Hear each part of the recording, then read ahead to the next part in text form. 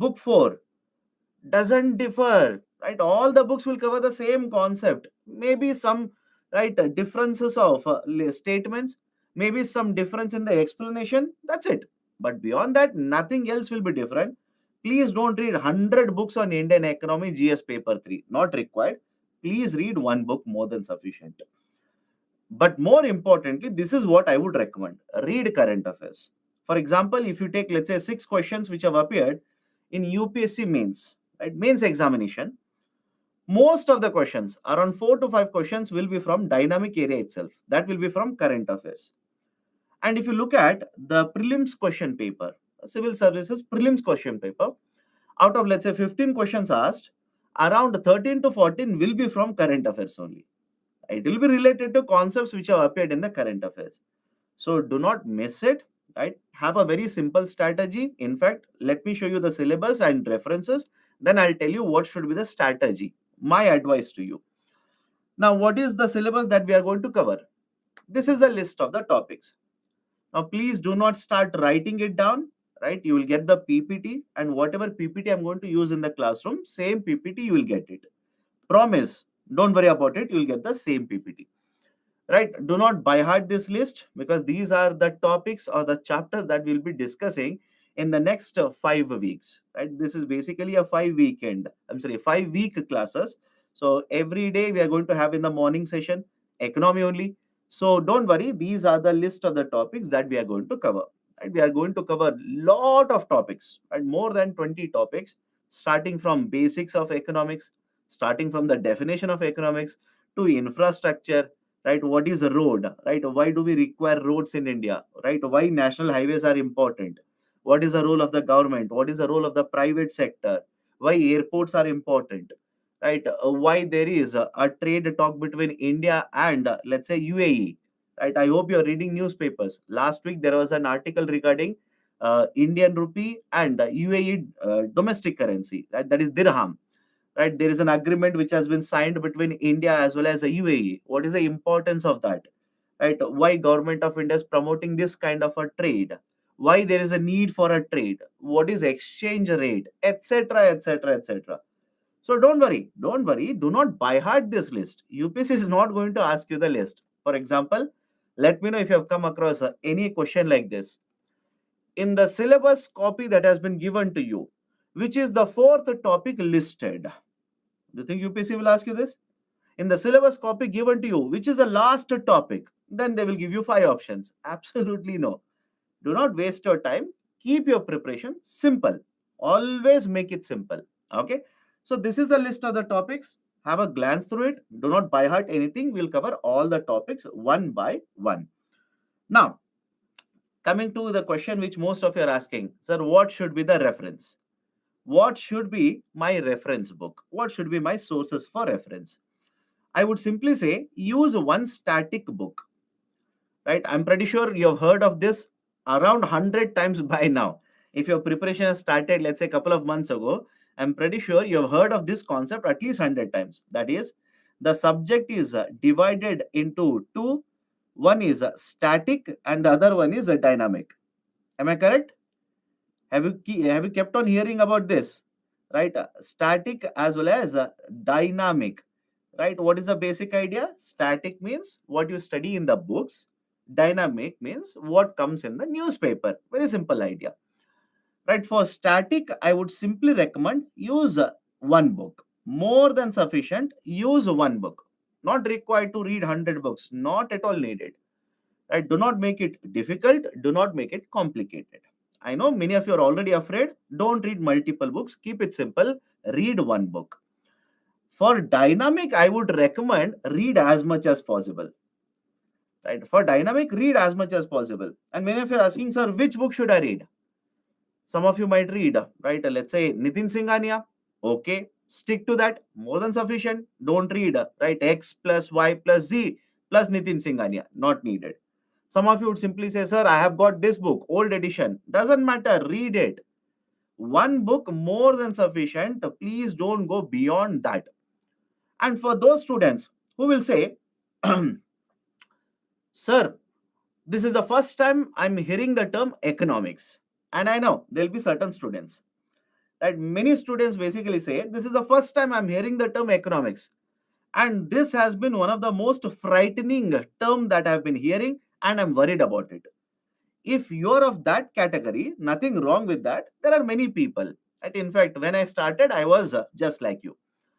What I would recommend is start with NCERT books then. You'll have to start with fundamentals somewhere. You'll have to start with basics somewhere. Start with the NCERT books. This is a list of the books that I've given. Class 12th, class 11th, class 10th, and class 9th. Four textbooks. Four textbooks, and trust me, these are not very big books also. We have seen NCERT books, these are very, very small books. And maybe 60 pages, 70 pages like this. So 12th, 11th, 10th, and 9th. And many of you basically say, sir, in 12th class, I went to this, right, e-Pathshala website, and these are available free of cost, by the way, online. These are available free of the cost, right? You don't have to pay money if you're truly an economist at your heart. Some of the people will be like, sir, I want to, right, read books, but I don't want to pay money. Congrats. If you're of that category, just like me, NCERT books are available free of a cost, a PDF version online. Download it. Right? Simply download it. So class 12th, macro. 11th, Indian economic development. 10th, understanding economic development. And class 9th, economics. These will provide you the fundamentals of economics, right? The basics of economy plus Indian economy. Right? Now, some of you might simply say, sir, NCERT, I don't like reading NCERT. I'll give you one more alternative. I'll give you one more option. Right? Option is, instead of reading NCERT books, have you heard of Tamil Nadu board textbooks? Very, very famous. Tamil Nadu TN board textbooks. Right? The Tamil Nadu board textbooks are also very good. Right? If you want to use, you can use them. Specifically, what kind of a Tamil Nadu board textbook? I would recommend Economics of 11th and Economics of 12th. Economics of 11th as well as Economics of 12th. But I'll tell you the concern that I generally have with the students. Compared to NCERT books, Tamil Nadu board textbooks are very bulky, very big books. Right? So that would be a concern for some of you. Right? If NCERT is a problem, shift it to TN board. If TN board is a problem, shift it to NCERT. Right? Assuming your fundamentals are weak, this is for the first time that you are reading the subject of Indian economy. Right? Don't read both of them. Right? Basically, it's a repetition. Right? Concepts are repeated in both of them. Apart from this, current affairs, dynamic, static I've taken care of. What about dynamic then? Right? Dynamic, please develop the habit of reading newspapers. This is my strong advice to you people. Develop the habit of reading newspaper. At least one newspaper you please read. And underline the term. The key term is at least. And I hope you understand English CSAT now. Right? At least means what? I hope you understand this. So at least one newspaper you read it. Right? For example, many of the students read The Hindu. Nothing wrong with that. Many of the students read The Hindu. Good newspaper. But tell me, honestly, you tell me, don't you think some of you will feel Hindu newspaper is very difficult to read and comprehend? Not for all of you, right? I'm not testing anyone here. I'm not questioning anybody's ability. That is not my duty. At least some of you will feel, I'm reading this article. I've started from the top. By the time I read the second column, I don't know what I've read in the first column. In that situation, what I would simply recommend to you people is, right, alternative. Choose alternative. What is alternative now? Right? Every day we conduct a news analysis, watch news analysis, then read newspaper, or else we provide a monthly magazine. Read monthly magazine, right? Make it a habit, make it a ritual. Please read a monthly magazine from first page to last page. Do not miss out anything. Sir, even that is very difficult for me. Then there is webinar. Weekly 2 webinars are there. One on current affairs, one on mains. Attend webinar, right? Then read sources related to that. So there are alternatives. All you need to do is pick up the best suitable fit. Simple argument. Pick up the best suitable fit for you. Then some of you will say, sir, I want to read newspaper, but I feel Hindu is very difficult. Then there is an alternative. For example, many other students, instead of Hindu, will prefer to read Indian Express. Instead of Hindu, will prefer to read Indian Express. Is there anything wrong in reading Indian Express instead of Hindu? Of course, no. Right? Because UPSC is more concerned whether you know the answer rather than what is the source of the answer. I hope you understand. Become rational always. UPSC is only concerned about whether you know the answer to the question. UPSC is not going to ask you in the interview or in the mains examination or in the preliminary examination, tell me which newspaper you read. Some of the people will say Hindu newspaper, they will get more marks. Some students will say, sir, I read Indian Express, negative marking for them. Nothing of that sort. Right? So, Indian Express, I feel language is much more easier compared to Hindu. If you feel comfortable with Indian Express, right, read that. But my advice is don't keep on jumping. Don't keep on hopping. Hopping means today you will read Hindu, tomorrow Indian Express, day after tomorrow Business Line, after that, right, let's say Business Standard. Don't keep on hopping from one newspaper to another newspaper. Stick to one newspaper. Keep reading only that newspaper every day. But in addition to this is my advice to you. In addition to any national daily, please try to make efforts and read one business newspaper. Try to read one business newspaper. And again, please understand, many of you will ask me, sir, which is the best business newspaper? There is no concept of best business newspaper. Right? Read at least, right, 5, 10 minutes, 15 minutes, 20 minutes, right? If possible, please try to read, right, one newspaper which is a business newspaper. For example, some of you will simply say, sir, money is a very important factor for me. Right? You said read a business newspaper, I will read it, but I don't want to pay extra money for it. Fair enough. I understand, right? There are a lot of compulsions. Some of the people don't like to pay money. Some people, right, will simply say, I don't want to pay money. Fair enough. In that case, right, have you heard of a Financial Express newspaper? There's a newspaper by the name of Financial Express. This newspaper is available free of a cost online. It is available free of a cost online. You can check it later. All you need to do is get registered. That's it. It is available free of a cost. Use it. So ultimately, please understand, resources are available. Resources are available to you.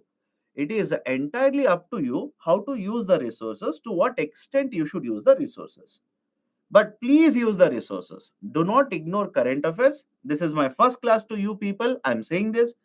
Trust me, when I'm finishing up the 24th class, I will tell you the same thing. Do not ignore current affairs. Please read current affairs.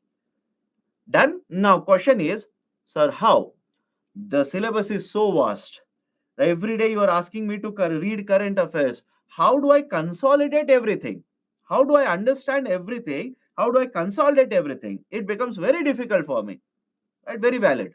Then this would be the strategy that I would recommend to you people. If you feel this is rational, use it. If you feel this is not useful, irrational, you devise your own strategy. Okay. Now, what is the strategy? Point number 1. Right? Attend the classes. Listen to the classes carefully. Listening is more important. Listen to the classes carefully.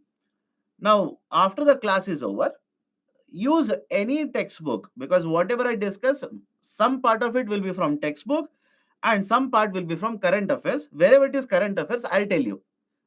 Do not search for this in the textbook. You will not get it. Right? Don't waste your time. I will only tell you. Right? Listen to the class very carefully. Then read the book. Read the book, consolidate. Second important point, very important, revise. Most of the students do not do the second.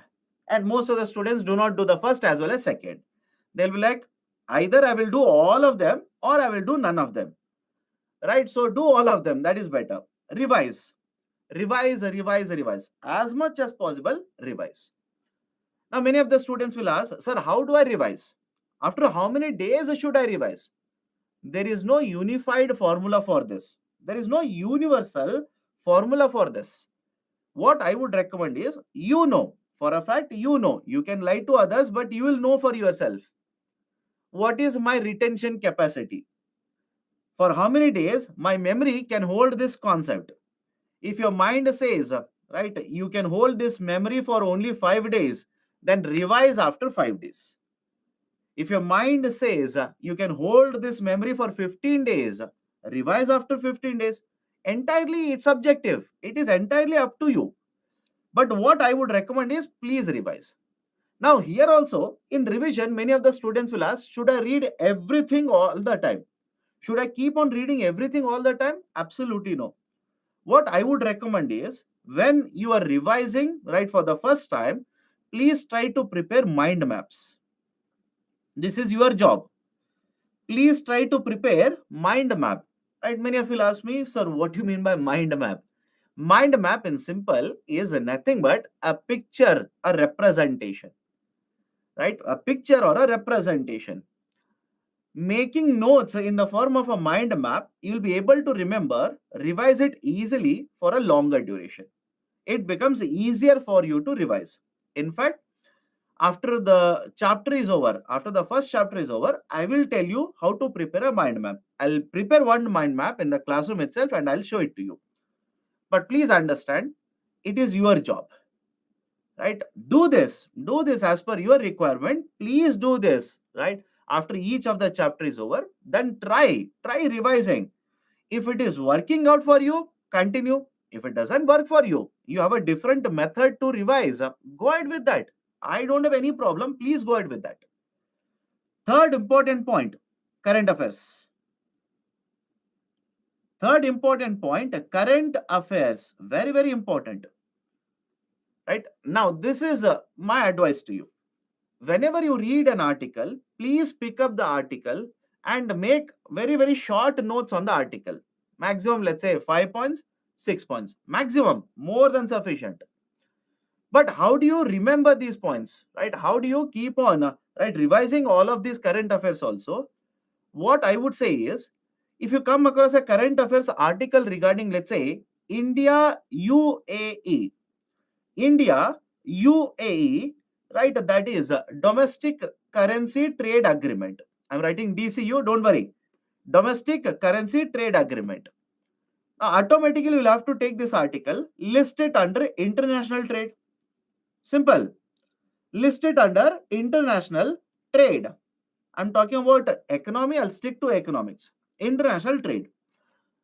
Now, in international trade, you will study basic concepts. By the way, basic concepts we will discuss. What is exchange rate?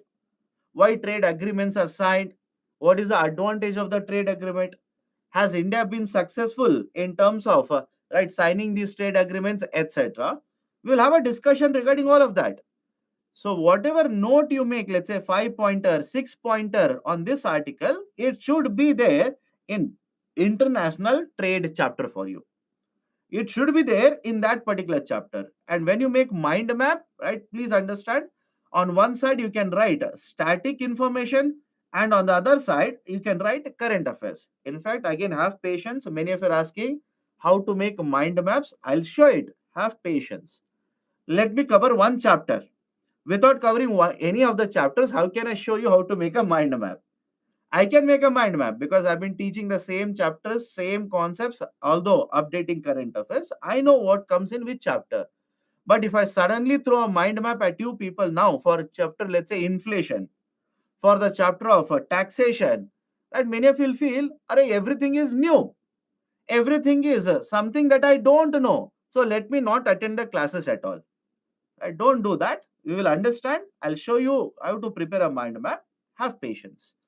So current affairs, whenever you read it, right, place it as per the chapters, right? And when you revise the chapters, automatically you're also revising current affairs. Can I give you one more example?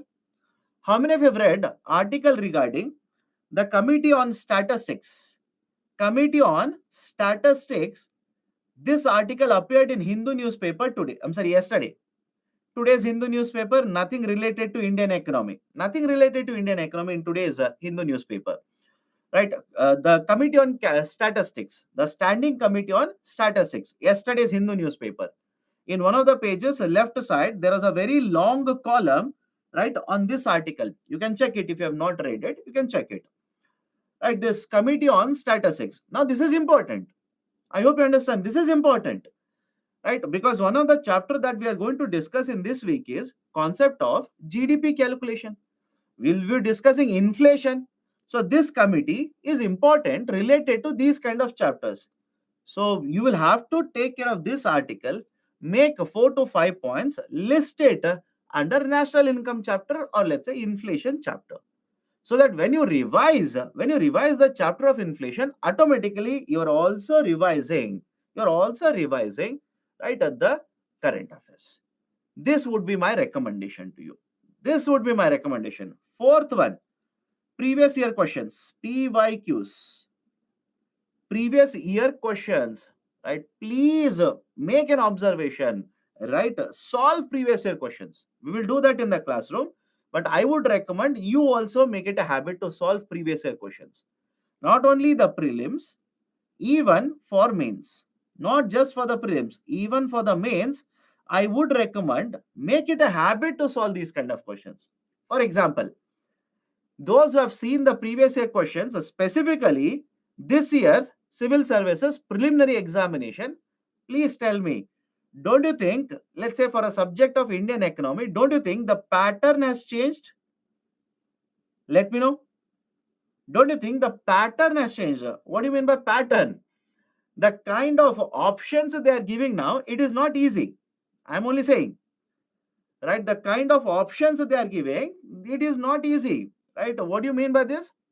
Until last year, there was a trick. The trick was elimination method. The trick was elimination method and it was easier. Let's say there are 3 statements which are given to you, 1, 2 and 3. Then they'll simply start playing, only 1 is correct. 1 and 2 are correct, right? 1 and 3 are correct. Only, right, 2 and 3 are correct. If this is the kind of option which is given, we would simply teach the student, look at the statement 1. If the statement 1 is wrong, then option A, B and C will be eliminated. Then you can directly go to option D.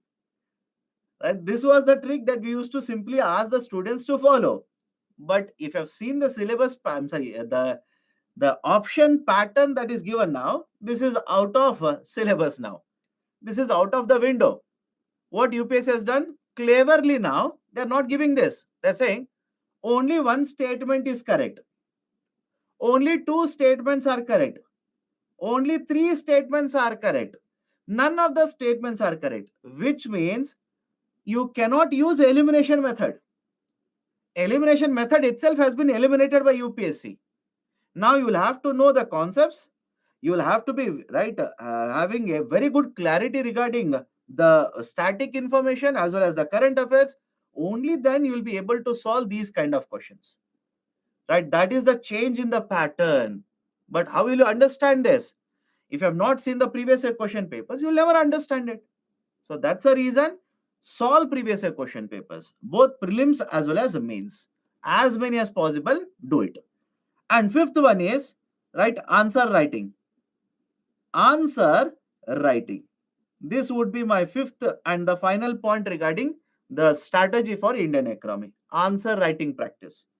Answer writing practice basically means mains answer writing. I'm not worried about prelims because, right, trust me when I say this. Many of the students, right, falter at prelims because they believe that prelims is the toughest. No, you don't have a clue regarding it. Mains is much more tougher compared to prelims. Mains is much more tougher, right? Why? In prelims, right, although I do understand that is the first hurdle, it's the first barricade, right? Yes, prelims is important. I'm not saying ignore prelims. But don't you think, compared to remembering concept and simply rounding off whether A is correct or B is correct like this, where you're supposed to write 150 words, 250 words, etc., that is much more difficult. Let me know. The second one is much more difficult because you're supposed to write 150 words, 250 words. Many of the times you can write an essay on this topic, but they will ask you only 250. Many of the times you look at the question and keep on wondering, scratching your head, what is the question all about? I don't even know one term in the question. You are supposed to write 150 words. That is the reason mains answer writing is the toughest, right? So what I would recommend is, please start practicing. Start practicing, right, sir? How do I practice it?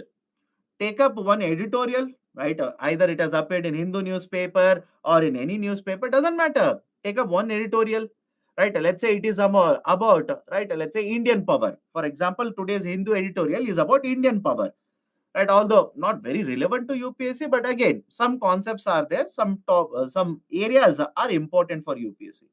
So read that article, frame a question, try to see if you can write a 200 very good words, 250 very good words in form of sentences which make perfect sense. I hope you understand all the 3 points are important. 250 good words in form of sentences which make perfect sense, right? That is important, right? Why? I'm a product of universities in India. You are the product of universities in India. I know, and you also know, how do we write university papers, correct? How we write university papers, all of us know.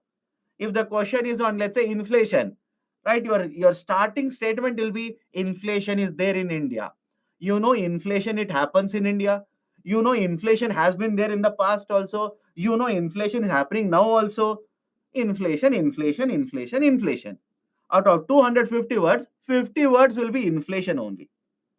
So what I would recommend is, this is a first class, that's the reason I'm telling you all of this.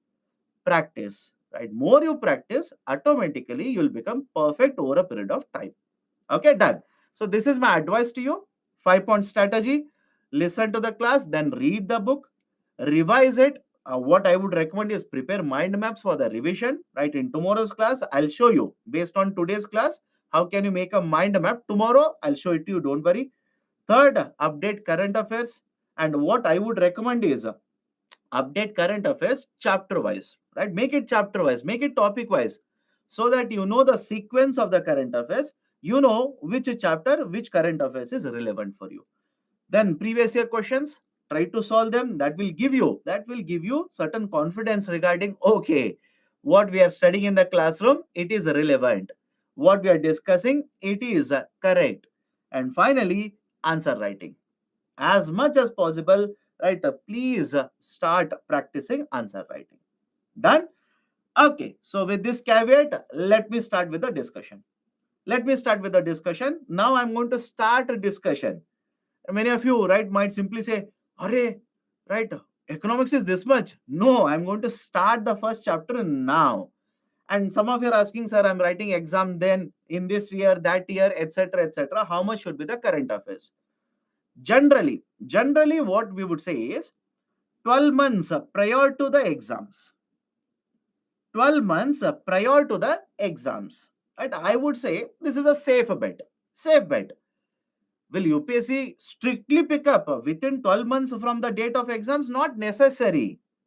I hope you understand. It's not necessary, because there is one funny statement about UPSC. One funny statement. In fact, I'll give you two. One is UPSC, they'll say, long form of UPSC is Unpredictable Public Service Commission. Right? They'll simply say it is not Union Public Service Commission, Unpredictable Public Service Commission. And second, right, a funny statement about UPSC, they'll say, what is the syllabus for UPSC? Anything, right, on the earth, under the earth, and above the sun, everything is the syllabus. Right? Everything is the syllabus. Right? UPSC will simply say, we'll ask you something about interior of earth. Can you say out of syllabus in the class? Can you stand up in the hall and say, this is out of syllabus? Absolutely no. Right? They will ask you something which is happening in France. Many of you simply say, sir, I'm an Indian. Why should I be worried about France? What is happening? UPSC says, current affairs, international relation. You cannot argue. You'll have to simply say, okay, either you know it or you don't know it. Okay, let's start. Introduction to economics. Okay, introduction to economics. Now, what we'll be covering? What areas we'll be covering in this chapter? Definition of economics. Let me start with the definition. Although UPSC is not going to ask that, don't worry.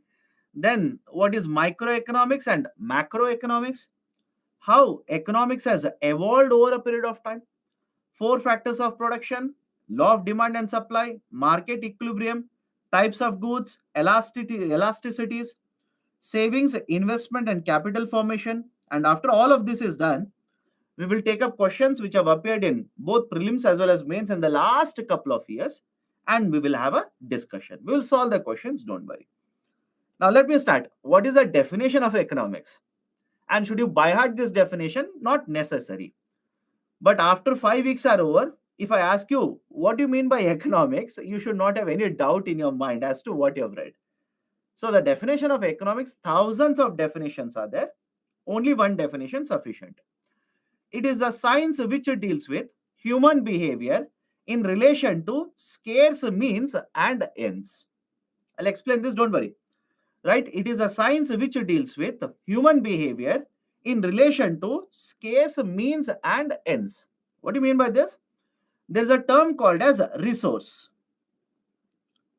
Right? There's a term in economics called as resource. What do you mean by resource? Resource is any input that we use. Any input that we use to manufacture or to produce either a good or a service. For example, let me start.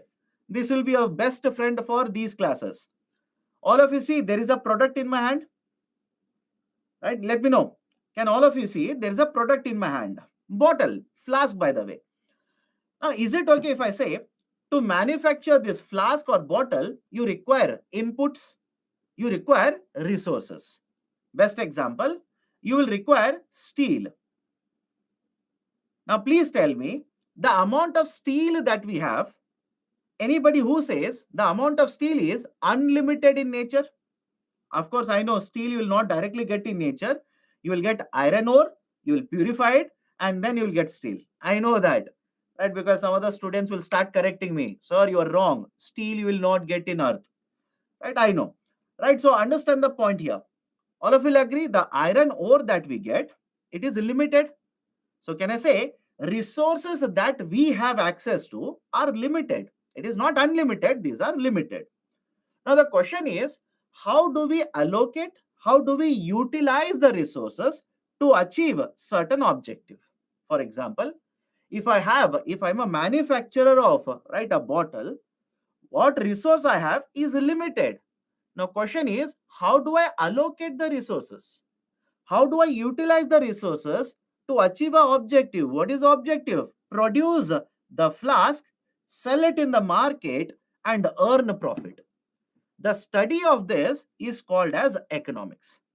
Simple. The study, the behavioral study here, it is called as economics. Any difficulty in understanding the definition? I'll give you one more example. I believe, don't worry, even if it is wrong. I believe because you are attending the morning class, many of you could be employees. Many of you could be working for a company. If not, don't worry, nothing wrong with that. Now, if you're working for a company, at the end of the month, let's say let's say the next month, you will receive salary. Correct? Anybody who says, sir, right, I'm working for a company, but the company is not paying salary, then it is time for you to switch to another company. They're abusing you. It is forced labor. So on the first of next month, you will receive salary. Now, when you receive salary, is it okay if I say money that you have, it is limited? Anybody who says, sir, I get salary, but it is unlimited. That is, whenever I want, they will give me salary. If there is any company like that, please do let me know. I want to shift. Please do let me know. So, right, the salary that you get, it's a money. Money is a resource. It is limited. Now, how do we utilize this money for various purposes? For example, many of you would have this kind of a practice. Once you get salary, you will start making calculations like this. Start making calculation. This month, I will pay 10,000 rupees rent, 5,000 rupees petrol, right? 5,000 rupees for cloth, right? Maybe 100 rupees for UPSC, right? Book, etc. Now, what you're doing here? Please do let me know. What are you doing here? You have a resource. Are you not allocating the resources here? I hope you understand. You have resources. Are you not allocating the resources? Of course, yes. right? Some of you will simply say, no, sir, I don't do all of this, right? This is not for me. I don't do all of this. Then I'm pretty sure you will be doing one more example.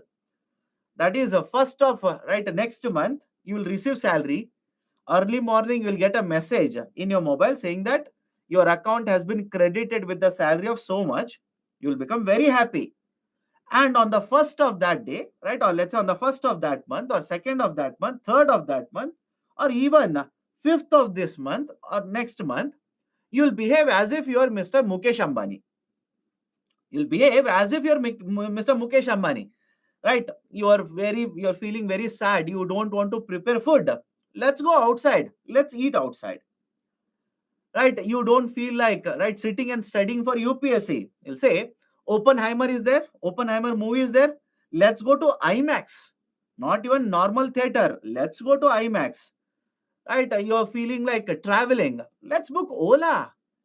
But very soon you will realize this is not sustainable, right? Because whenever you keep on swiping the card, right, using the UPI to make a payment, very soon you will realize the amount of money that you have in your account is getting depleted very fast.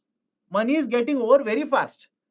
It took a 1 month time period for money to come into your account. It will take 5 days to become half of it. Suddenly you will realize, no, this is not sustainable. Now you will become economist. How? You look at the amount of salary or the amount of money that is left out in the account. Now you will start making calculations. Can I keep watching movies on IMAX? Not possible. Right? Next week, I will not go to IMAX. Even if I go to theater, no popcorn henceforth. Although the PVR has reduced the popcorn prices, I don't want to purchase popcorn. I'll come home, right, make a 2 minutes Maggie and eat it in the home at 15 rupees rather than paying 200 rupees at PVR. Right? Rather than traveling via Ola, right, rather than taking Ola cab, now I want to travel by metro. Please tell me, what are you doing here? Right? Don't you think now you have realized that resources that you have are limited, and now you want to use the resources for achieving certain objectives, that is achieving certain ends. This is basically the concept of economics. You are an economist, you will follow this. I'm an economist, your parents are economists, because at one or the other point of time we would have done this calculation, right? For example, UPSC aspirants, most of the times UPSC aspirants will use this concept of economics this way. You will go to the market, you want to purchase a book related to, right, let's say UPSC preparation only. You will turn the book, look at the price tag of the book, 700 rupees, 800 rupees, 900 rupees. You will become true economist at that point of time. What? You look at the price of the book 900, then you'll start making calculations in your mind. Can I get a Xerox copy of this book in the market? If I can get Xerox copy, right, let's say 500 pages, hardly I'll pay 150 rupees for this book, Xerox to version in the market. Some of you will take it to the next level. You will search, right, can I get PDF copy of this free of a cost, free download online? I will not have to pay anything. Right? Tell me, what are you doing? You know the resource that you people have is basically limited. You're trying to utilize, right? You're trying to utilize the resources to achieve certain objectives. That is the end here. Any problem with the definition? Any problem with the definition? It is the science which deals with human behavior in relation to scarce means. Scarce means are nothing but scarce resources. Scarce means limited. Scarce is nothing but limited. So the resources are limited. You want to use them to achieve objectives. That is the ends here. That is the definition of economics. Beyond that, do not by heart anything here. UPSC is not going to ask you 5 definition of economics. Right? Please do let me know. Please do let me know if anywhere in the past, in the last 10 years, where UPSC has asked, write 5 definitions of economics in 150 words. UPSC is not going to ask, don't waste your time. Now, economics is generally divided into 2 parts, microeconomics and macroeconomics. Micro and macro. Now, what is the basic idea of a micro and a macro? Let me explain. Let me start with an example here. Now, before I go forward, many of you start asking me, sir, there is a term called as economy, and you are using the term economics. Is there any difference? Of course, yes. Apart from spelling, there is a difference. I'll tell you that only now. The term economy refers to a system.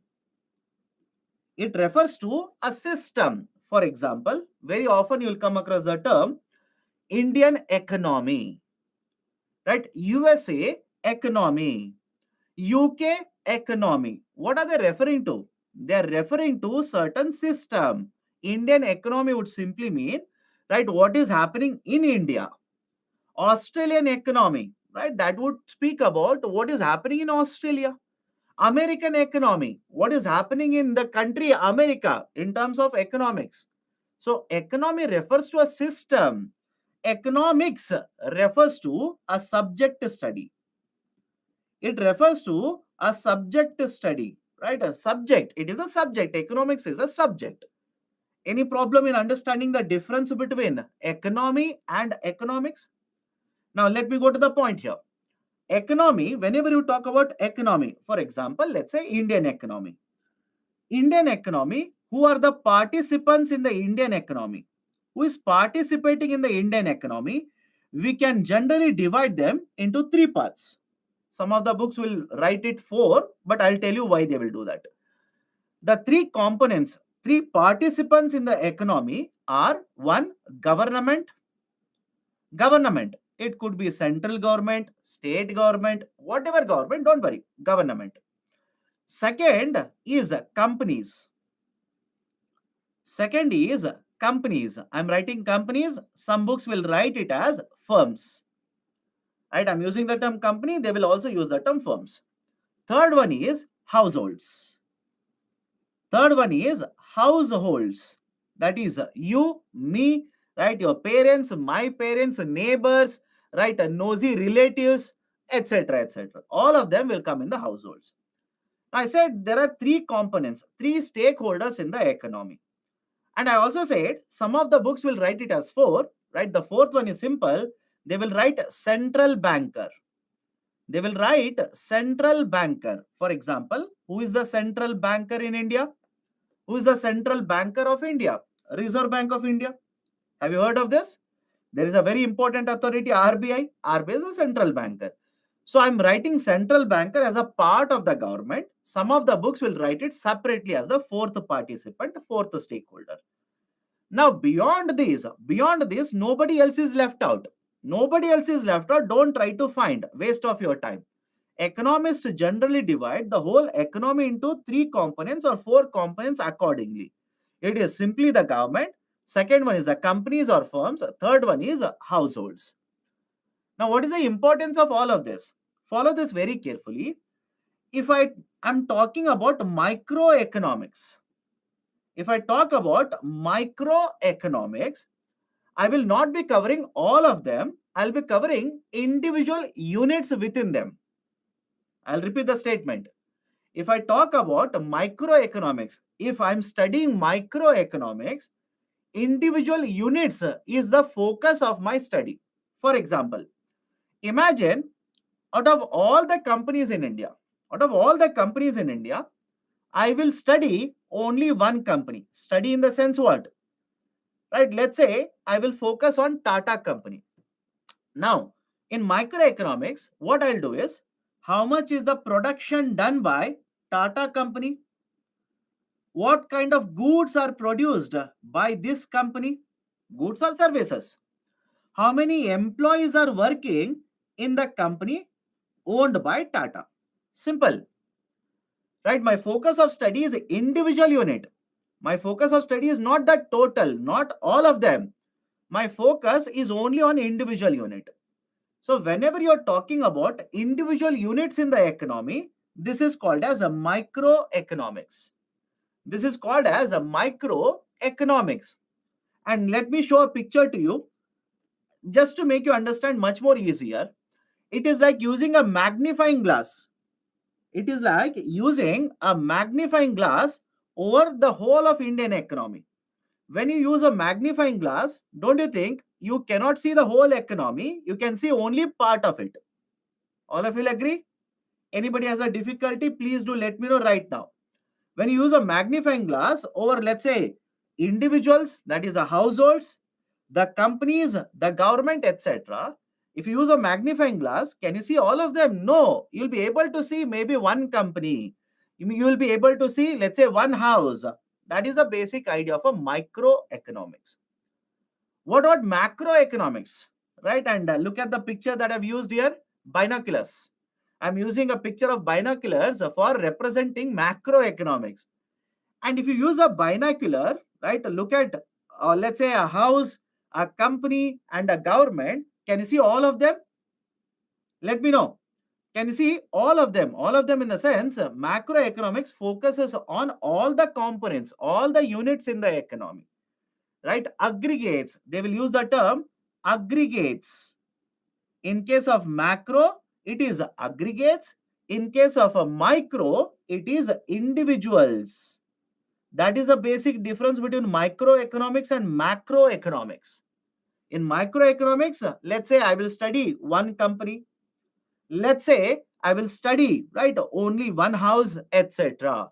Whereas in case of macroeconomics, I will study all the companies in India, how much are they producing? All the houses in India, how many people are working in the market? How much is the total demand for goods? How much is the supply of the goods in the market? How much is the total income generated in the economy? That is the basic difference between micro and macroeconomics. And some of the students are saying, sir, please write the differences in the slide. My dear, differences are there in the slide. Please have a look at it. And I know many books have given 20 differences, 50 differences between micro and macro. Don't by heart, UPSC is not going to ask you to that extent. Right? Here is a tip from my side, advice to you. I know many of you will not follow it, but anyways, I'll tell you. Do not try to read everything in Indian economy in detail. This is my sincere advice. Do not try to read everything in detail in Indian economy. Why? People do, right, bachelor's degree on it, BCom, then they will do MCom, then they will do PhD, then they'll write a very big thesis. You don't do that. Not required. Why? Objective is you are preparing for UPSC. You should be able to answer questions which are asked in UPSC. For that, right, have a sufficient knowledge about the concepts, but do not do a PhD degree on these concepts. This is my sincere advice to you. Because economics, right, people study for many years. Many years. Right? So you don't have to do that. Right? I hope you understand. You don't have to do that. If you do that for economics, you'll have to do that for polity also. You'll have to do that for right, geography also. You will take 1 year to read economics, another year to read geography, one more year to read polity, one more year to read history. Then your UPSC preparation will become a 5-year plan. If that is the objective, then do it. Right? So argument is simple. Keep it simple. Make your strategy simple. Make your preparation simple. Now, there are questions, right? Some of the students are asking, what do you mean by aggregate? Aggregate simply means total. Aggregates simply means total, right? What is the total? Total demand for goods and services. What is the total supply of goods and services? That is the basic idea of a macroeconomics. So one is a micro, another one is macro. In micro, we are dealing with individual units. For example, individual house, individual company. How much is the total employment in this company? How many people in the house are working? How much income they are earning? What kind of goods they are demanding? Whereas in macroeconomics, total economy, all the houses in India, right? How many people are working in all the houses? How much total income are they earning, etc., etc., etc. So macroeconomics, sum total always aggregates. Microeconomics, it is always individual units. Any difficulty? Any difficulty, right? So let me go to the next concept. And if you have any kind of difficulties, please do let me know, right? Don't worry. I will not scold. I will not shout. Nothing, right? Let's make it simple. Now, next concept is four factors of production. And next is the idea of four factors of production. Now, what is this argument of four factors of production? Whenever you want to manufacture, whenever you want to produce, you will require resources. You will require inputs. All of you will agree with my statement? Whenever you want to manufacture, you want to produce, you'll require certain resources, you'll require certain inputs. Now, what we do in economics is, whatever resources that you require, we will classify them under four heads. Very simple. I'll repeat it again. Whatever resources you require, we will classify them, we will divide them under four heads, under four types. And these four types are land, labor, capital, and entrepreneurship. Is it okay? I'll repeat it. Land, labor, capital, and entrepreneurship. Right? These are the four, right, classifications of four types where the resources or the inputs that are needed are divided into. Now let's look at each one of them. First one is land. How do you define land? In economics, how do you define a land? Right? Under microeconomics, they say that land is nothing but which is naturally available to us. Land is nothing but which is naturally available to us. For example, right, let's say you want to cultivate, you want to become a farmer. So you want to cultivate, you want to become a farmer means you will require certain piece of land. Now, don't you think that piece of land, it is naturally available to you? You are not going to produce that piece of land. It is already available in nature to you. What about, right? What about the raw material in the form of, let's say, iron ore, aluminum ore, diamonds? Of course, don't say sir, lab grown diamonds. Diamonds which are available in earth, etc. So don't you think some resources will be available in nature itself? Some resources will be available in nature itself, naturally occurring. Such resources are collectively referred to as land. Second one is labor. Labor means employees, people. The people who are used for producing goods or producing services. That is the second factor of production. Third one is capital. Third one is the term capital. Many of the students misunderstand the term capital here because some of the books say capital is money. But please understand, money cannot be used directly to produce goods. Right? Let me show you a simple example. This is money. All of you will agree? Right? Anybody says, sir, what you're holding is not money? Money. And before you ask, sir, why you 100 rupee? Right? I am poor, limited resources. So this is money. Please tell me, can you directly convert this money into this bottle? Think of it. Can you convert this money into bottle? No. Right? So books say capital means money. No, my dear.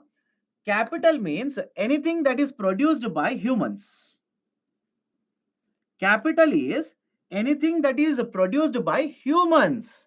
For example, will right, understand this? Will the people, will the humans use this money to purchase a machine? Now, can I use this machine to produce this bottle? Anybody has a problem with this? I will use this 100 rupee to purchase a machine. Now I will use the machine to manufacture the bottle. So what is capital here? Capital is the machine. Capital is not money. Capital is a machine. I will use this 100 rupee, right? Set up a manufacturing facility. I'll construct a manufacturing facility, infrastructure, right? I will use this infrastructure to produce the goods, produce the services, right? That is capital, right? So I hope you understand this. Capital, many of the books say it is simply money. No, capital is something that has been produced by us, produced by humans. But what is important? We will use this capital to produce goods and services in the market. right? That is the third one, capital. And the fourth one, entrepreneurship. Fourth one is, right, the entrepreneurship. What is the entrepreneurship? Entrepreneurship simply refers to the person who will start, right, the business. Who will start the business? And please understand this, entrepreneur is the one who is going to take a higher amount of a risk, because the entrepreneur means simply the one who will start the company, who will start the business. Now, don't you think this this entrepreneur is taking certain amount of risk, is making investment in the market, is putting together, right, machinery, is putting together labor, is putting together raw material. Now this entrepreneur is the one who has started the business. So again, please understand, all the inputs that are needed for producing goods and services can be divided into four components. I'll repeat it again. All the inputs or resources which are required to produce a goods and services can be divided into four types. These four are land, labor, capital, and entrepreneurship. Right? Land, labor, capital, and entrepreneurship. And because there are four inputs, four resources, these are collectively referred to as four factors of production. These are referred to as four factors of production. FOP, four factors of production. Right? So these four are land. Land is anything that is naturally available to us. For example, piece of earth, that is land. Minerals which are available, etc. Then it is labor, right? Labor is nothing but, right, basically the physical, right? That is people who are used for doing the work. Third one is a capital.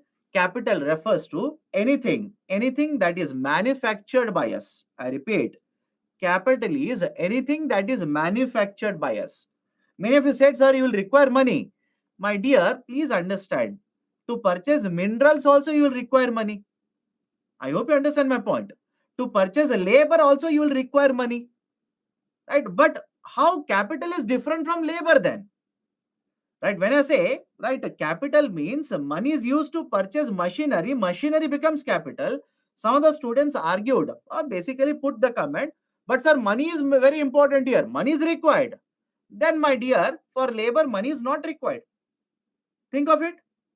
For getting labor, is money required? Of course, yes. Then what is the difference between labor and capital then? There also money is there. Here also money is there. Right? Understand the difference. So in capital, money is used to purchase machinery. Who is manufacturing machinery? We are manufacturing machinery. That's the reason I said capital is something that we have produced, which we will use for further production, which we are going to use to produce other things. For example, right, let's say manufacturing facility. Is it useful to produce other goods or not? Machines. Are we going to use the machines to produce other goods or not? Of course, yes. That is basically capital. Okay. And finally, entrepreneurship. Entrepreneurship simply means, right? Entrepreneurship simply means the person who will start the company, the person who will set up the company, start the business. Right? For example, if I today, right, let's say I have 15 lakh rupees, hypothetical number, I will basically invest in, right, purchasing machinery. I will hire two people, right? I will purchase a certain land on rental basis. So can I call myself as the owner of the company, the entrepreneur here? Of course, yes. So the one who will put together land, labor, and capital is referred to as entrepreneur. Right? So these are the four factors of production. Please remember this. Okay? Please remember this. Now, what is more important related to factors of production? Understand this carefully. Step one, here is a company, right? The company will use the labor which will be provided by the house. I repeat, the company will be using labor from house, right? That is, employees will come from houses. That is step one. And the service that is provided by the labor, service that is provided by the labor right? I'll call this as factor input. Okay, I'll call this as a factor input. Now, step 2, the company has used the labor services. Company has used the labor services. Now, company will pay wages of 100 rupees to the labor. The company will pay 100 rupee wage, right, to the labor. Now, understand this very carefully. The labor will provide the service. Company will pay wage or salary. Don't worry about it. Of 100 rupee.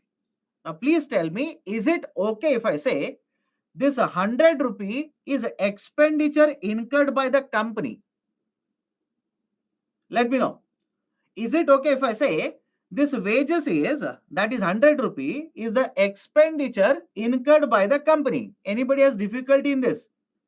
Anybody has difficulty in this? Please do let me know. Right? And this 100 rupee, can I also say it is the income earned by the labor? It's a very simple idea, by the way. Right? 100 rupee is the wages paid by the company. It is the cost or the expenditure incurred by the company. And right, the labor will earn 100 rupee, which means 100 rupee is the income earned by labor. So I'll start using technical terms now. The 100 rupee is factor cost for the company.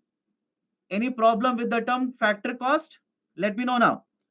100 rupee is the factor cost for the company. And 100 rupee is the factor income for labor. Can I go forward? Sir, difficult. Explain again. My dear, imagine you are the employee. You will go to a software company. You will provide your services to the software company. Any problem? Any problem? Any difficulty in understanding this? You're a software engineer. You will go to the company. You will provide your labor services to the software company. Right? Step number 1. Step number 2. After the month is over, let's say 1st of August now, right? The company will pay salary to you. Let's say 1 lakh rupees. Right? 1 lakh rupees salary will be paid to you. Now understand the logic here. Can I say that 1 lakh rupees salary is expenditure for the software company? Any problem in understanding this? It is expenditure. Expenditure means money spent. It is expenditure, right, by the company. I will call this as factor cost. I will call this as a factor cost. And some of you, please follow the classroom. Follow, focus, right? You are asking me why it is called as factor cost. My dear, labor is one of the factor of production or not? Tell me now. Just now we have discussed. It's not even been half an hour. Labor, is it a type of factor of production or not? So labor is a type of factor of production. On this factor of production, company is paying money. Company is incurring expenditure. Because this is factor of production, expenditure is incurred. Can I call it as factor cost? At least now, is the logic okay with all of you? Why this is called as a factor cost? It is one of the factors of production. Company is spending money for this factor cost. And on the other side, you are the labor. You are earning income. You are a factor, by the way. You are one of the factor of production. You are earning income. Can I call this as factor income?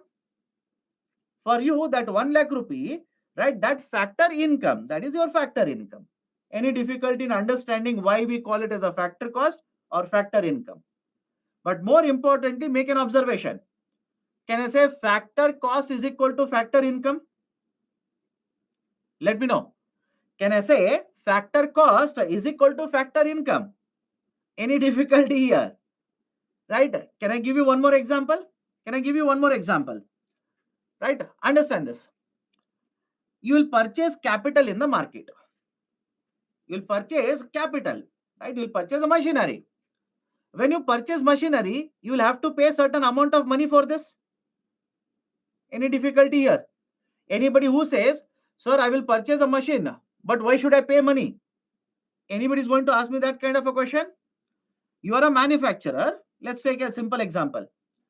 You want to manufacture this bottle, but for manufacturing this bottle, you will purchase a machine.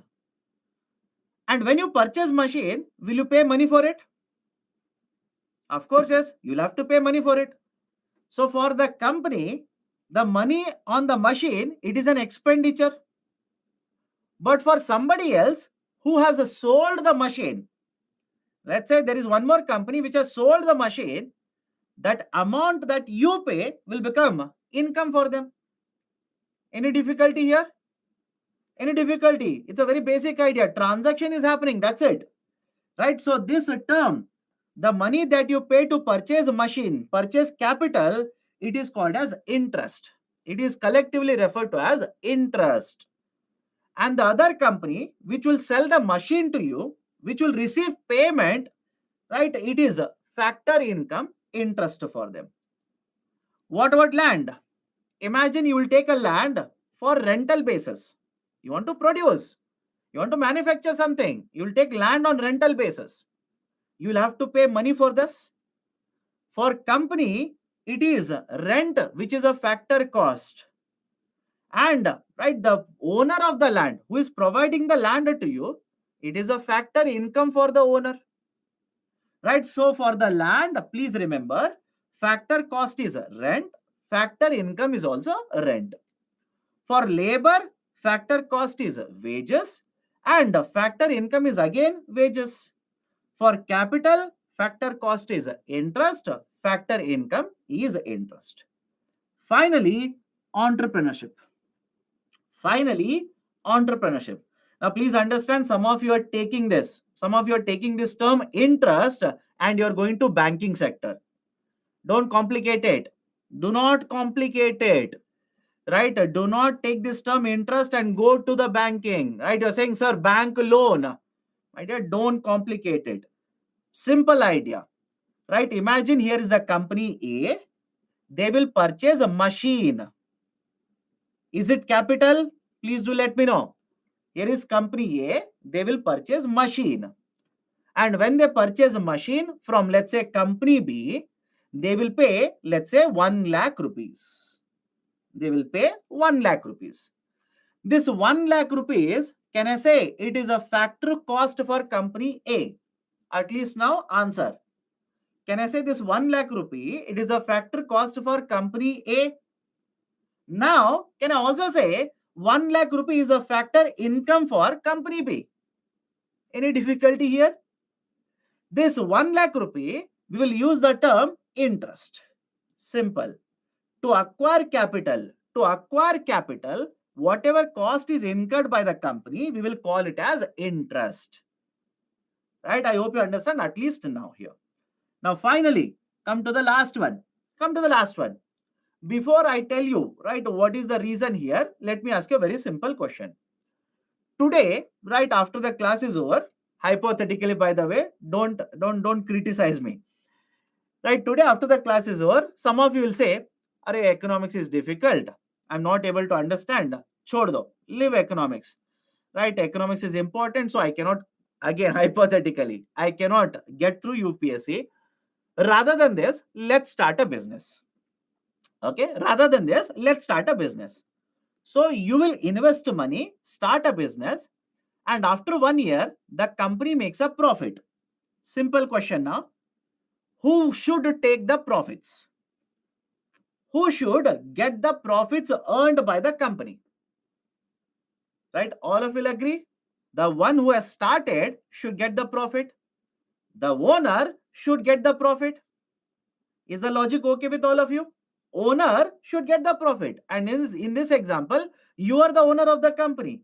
So who should take all of these profits? You should take all of these profits. Now, please tell me, is the logic okay here?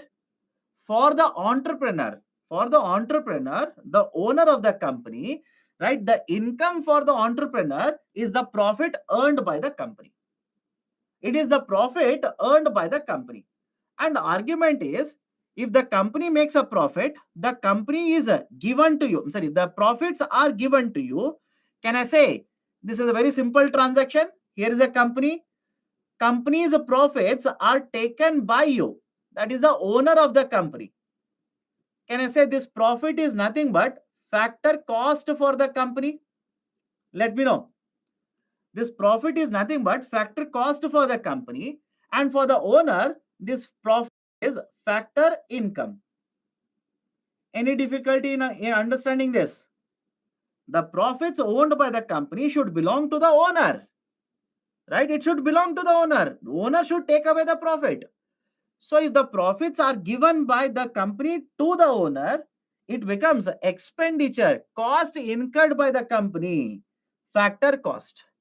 And on the other side, for owner, it is an income. It is a factor income. Right? Can I go forward? Can I go forward here? Components of land. My dear, natural land that is available. Minerals that are available. Already it is there in the slide. Have I not written examples for every one of them? Already it is there in the slide. Please make observations when I'm discussing. Okay? Okay. Profit. My dear, if the company earns a profit, who should take the profit? Simple question to all of you. Who should get the profits? The owner should get the profit. At least this is clear. Anybody who says no, sir, owner should not get the profit. Entrepreneur, owner should get the profit. Point number 2. Now, why I'm writing profit as a cost for the company and profit as an income for the owner? Reason is simple. Don't you think one of the factors of production is entrepreneurship? Let me know. One of the factors of production is entrepreneurship.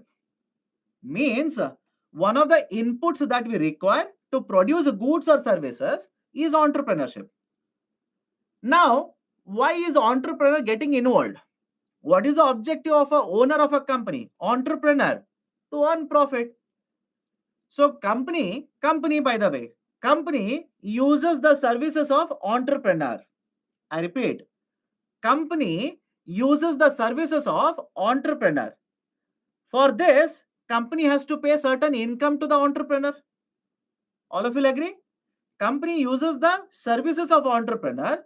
So company has to pay certain income to the entrepreneur. What is the income here?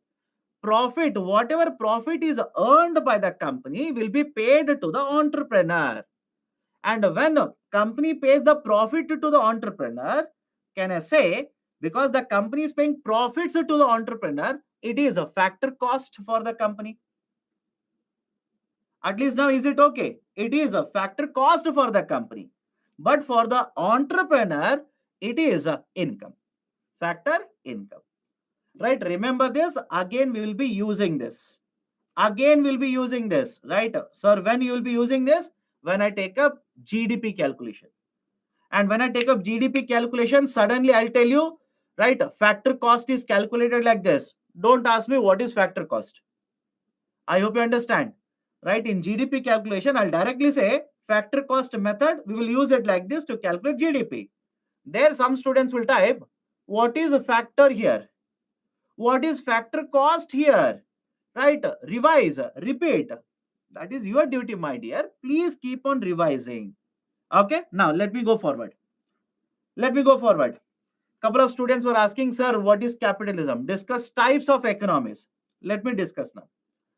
Generally, in case of economics, the evolution has taken place like this. The three important types of economies, systems are capitalism, socialism, and mixed economy. Capitalism, socialism, and mixed economy. Okay. Now, let me explain what is capitalism, what is socialism, what is mixed economy. But to understand the difference between all of them, right, understand the basics first. In any economy, there are certain central problems. Understand the concept here? Always understand concepts. Right? In any economy, there are certain problems. What do you mean by problems here? The resources are available. Limited, but resources are available. Now the problem is, one, What should be produced? What should be produced? Don't you think this is one of the central problems of right the economy? Let me know. What should be produced? That is one of the central problems of economy. How? Let me prove it. You have steel, right? And you already have agreed, right? You already have agreed, right? Yes, steel is limited in supply. Can I use the steel to manufacture flask, to manufacture anything else also? For example, steel will be used in manufacturing of cars, let's say. So now the question is, what should be produced using this limited amount of resource? What should we produce? And once, right, the question is what to be produced, next will be how much should we produce? How much should we produce? And the third will be who should produce it? Who should be producing it? These are generally the problems in economy, certain problems, central problems of economy. Now, using this only, we'll understand what is capitalism, right? What is socialism, and what is a mixed economy. Again, you can have multiple questions also. You can have many more questions. At what prices to sell, etc., etc. But let's define based on these only, you'll understand it easily. If the answer to all the questions that I've written here, please follow this very carefully. If the answer to the all the questions that I've written here, if the answer is private sector, if the answer to the question is private sector, that is government will not do it, private sector, that is non-government entities will do it, then this is basically the model of capitalism. Any difficulty? Right? I know some of you are from economics background. Based on the comments you are giving, I know, I can understand it. But make it simple, understand the logic behind it. If the answer to the question, right, what should be produced, how much should be produced, right, who should produce it, right, all these answers, answer is simply capitalism. Answer is private sector. What should be produced? Private sector will decide it. Right, using the steel, how many bottles, how many aeroplanes? Private sector will decide it. How much should be produced? Private sector will decide it. At what prices to sell to customers? Private sector will decide it. Right? Who is producing? Private sector. So if answer to all these questions is private sector, then this model is called as capitalism. The model of capitalism was basically proposed by Adam Smith. And under the model of capitalism, the argument is simple. For all the problems in the economy, solution will be provided by the private sector. Answer is private sector. Then what is the role of the government in such an economy? Role of the government is minimal. Role of the government is minimal. And right, please understand, some of you are asking examples. Right, a very close economy, close to capitalism is USA. Very close to capitalism. You cannot simply say 100% capitalistic. Very close to capitalism is USA. Socialism, former Soviet Union. Have you heard of former Soviet Union? USSR. Right? And mixed economy, best example is India. Mixed economy, the best example is India. Right? Best example is India for mixed economy. Right? For example, please understand this. In case of India, after independence in 1948 itself, Government of India announced that we will follow the model of mixed economy. I'll come to that, just give me some time. So in case of capitalism, idea is simple. Private sector plays a very important role. Role of the government is minimal. Let me show you in detail the discussion about certain features, merits, demerits, etc.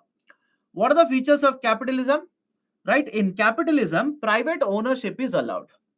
Private, right, that is companies, simple, businessman will own resources. They will decide what to be produced, how much to be produced, at what prices to be sold, etc., etc. Okay. In case of capitalism, there is a freedom.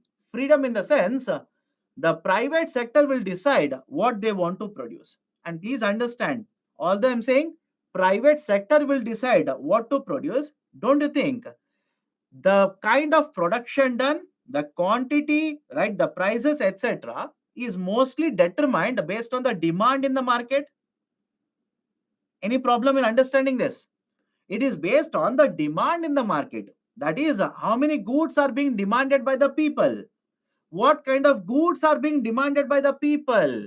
Right? Based on that, private sector will take a decision how much we want to produce, where we want to produce, what resources we want to use, at what price we want to sell, etc. etc. Right? So there is a freedom to produce, sell as well as purchase. For example, if I'm earning income, I have the freedom to purchase whatever I want to purchase, whatever I want to consume in the market. For example, with my income, can I purchase, again, early morning, but anyways, can I purchase liquor products? Let me know. Right? With my income, can I purchase liquor products, tobacco products, or let's say a plate of rice? Can I purchase a car? Can I purchase an aeroplane ticket? Of course, yes. It is your income. There is a freedom. You can go to the market and purchase it. There is a freedom to produce, sell, and purchase. Role of the government is very minimal because in capitalism, everything is done by the private sector only. Right? Everything is decided by private sector only. So the role of the government is very minimal in capitalism. And the most important objective in capitalism is private sector is producing, selling to earn profit. Simple. Right? Private sector is not doing charity here. Private sector is producing and selling the goods and services in the market to earn profit. Profit is the most important objective in the capitalism. Can we go forward now? Can we go forward? Role of the government. Some of you are asking what is minimal, right? The presence or the functions of the government in the market is very less, right? As per the requirement. What are the merits of this model of capitalism? What are the advantages? Right? Advantages are one, the role of the government is very minimal in the market. So the market will correct. Market competition is very high. So government doesn't need to interfere in the market. Competition is already present in the market. Second one, efficient utilization of resources. Efficient utilization of resources. You tell me, if resources are there between private sector and the government, that is the entities owned by the government, who do you think is better known for utilization of resources? You only give me the answer. Rather than me, you tell me. Right? Let's say steel is there, labor is there, right? Let's say land is there. Between the government and private sector, who do you think generally utilizes the resources much more efficiently? Private sector? All of you will agree? Private sector. Why? Reason is there, right? There is no it's not that there is no answer why private sector is the general answer. The reason is that private sector, because they're focused on the profit. Because they're focused on the profit. Reason is simple. Their focus is profit. They're not doing charity here. Focus is profit. Because they're focused on profit, for every rupee that they're investing, they want to maximize the resources. They want to get the maximum efficiency from the resources. That is the reason efficient utilization of resources is a feature of capitalism. Okay? Market becomes much more efficient. That based on the demand, production will be done. Competition will be very high. If, right, understand this, multiple companies are there, private sector, competition is very high. Don't you think, right? Supply, the market prices will be very competitive. Customers will get the benefit, etc. and etc. Okay? Growth, right? We can achieve a higher production, higher employment can be done, etc. Consumers will be given prominence. Consumers' interest is important. Customer is always right. That is the funda of capitalism. And finally, investment in research and development will be higher, right? New technologies will be introduced, of course, because private sector wants to promote their production. These are some of the merits of capitalism. So what are the demerits then? What are the concerns related to capitalism?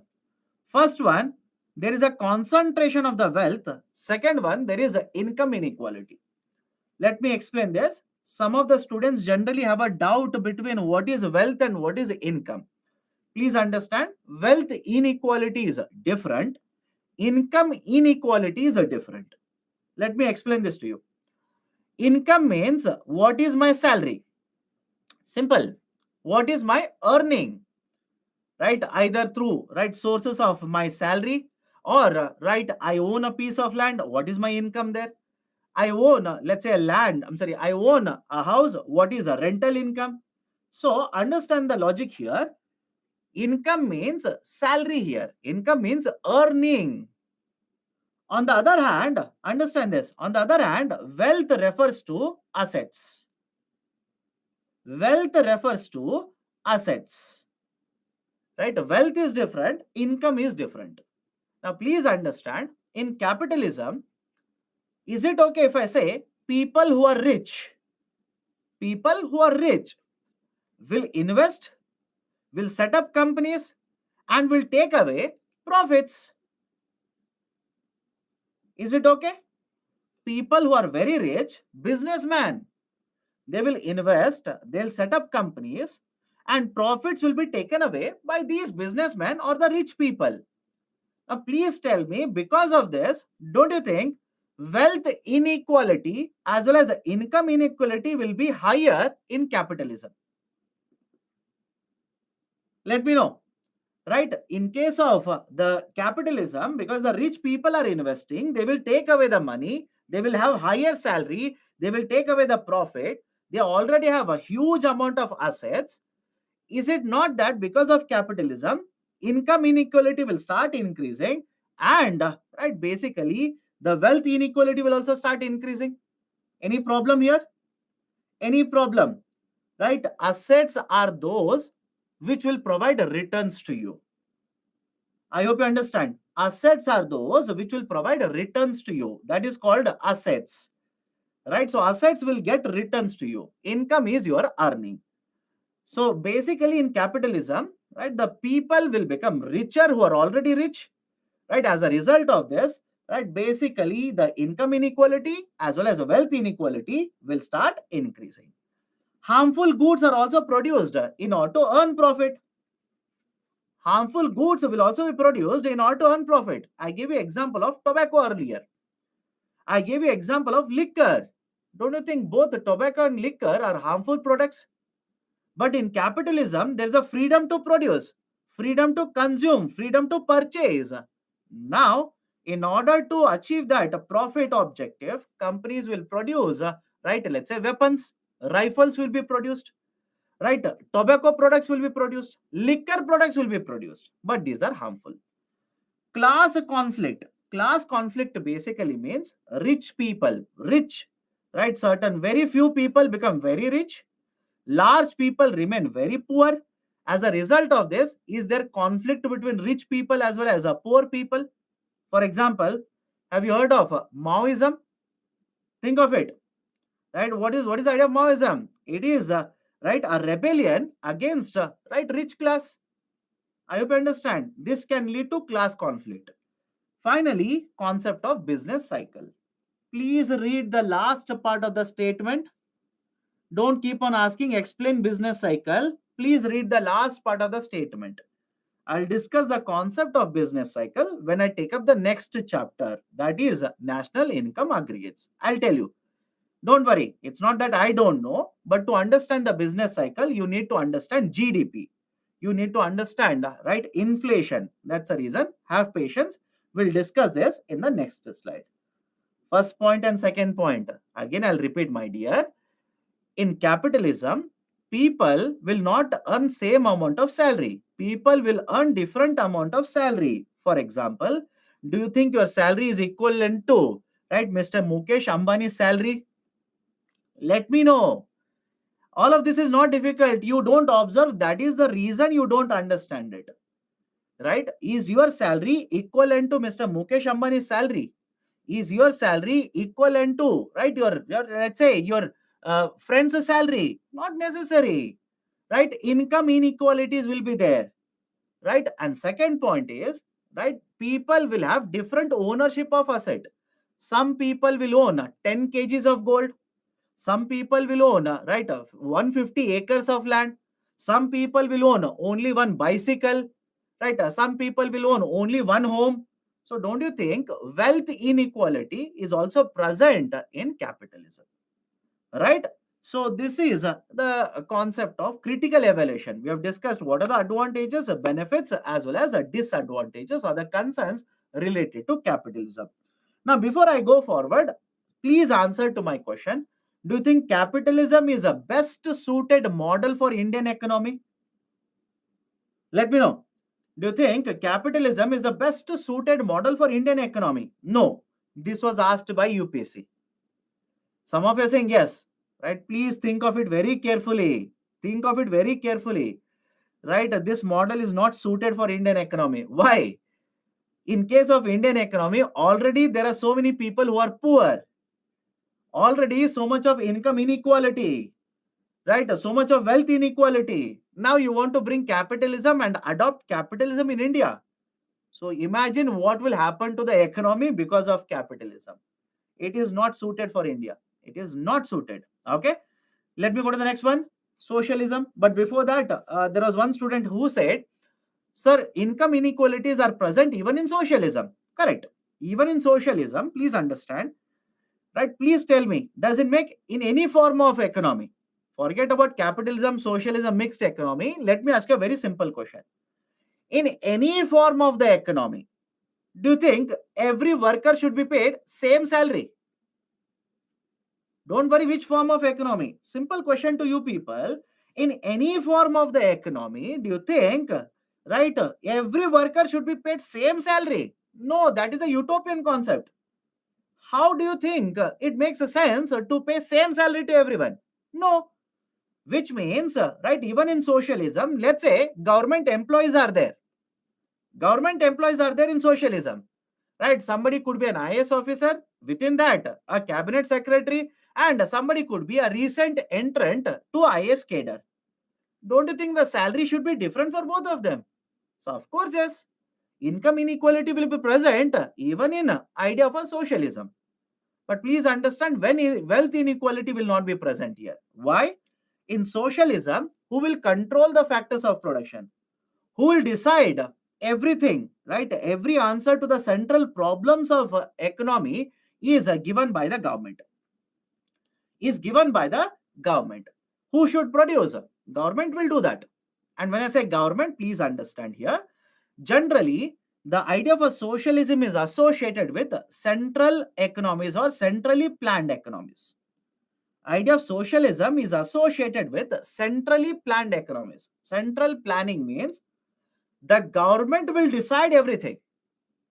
Government will plan, government will decide everything. Right? So in case of socialism, right, who will decide, who will produce? Government will decide. And when I say government will decide, government will set up companies which are owned by the government and they will start producing it. Right? So central planning will be done here. The objective is, the main theme of socialism is social benefit. Main theme is social welfare. We will provide employment to the people. We will ensure people will have sufficient amount of money to purchase goods. We will ensure people will get access to clean drinking water. That is the central theme. Central theme of socialism. And because government is controlling everything, competition is very limited. In many of the cases, competition will not be there. Competition will not be there. Let me give a very simple example. Right, till 1990s, in case of India, and please understand, India did not follow true socialism. No complete socialism in India. So understand the statement here. In case of India, till 1990s, for telephone services, telecommunications, only one company was there, BSNL. Now tell me, is there any competition? Think of it. Was there any competition? Only one company is there. Post 1990, right, we implemented various telecom policies, as a result of which private sector entry was allowed. Now today there is a private sector participation, competition is there. Okay, right? So these are the features of socialism. What are the merits? It will reduce inequalities.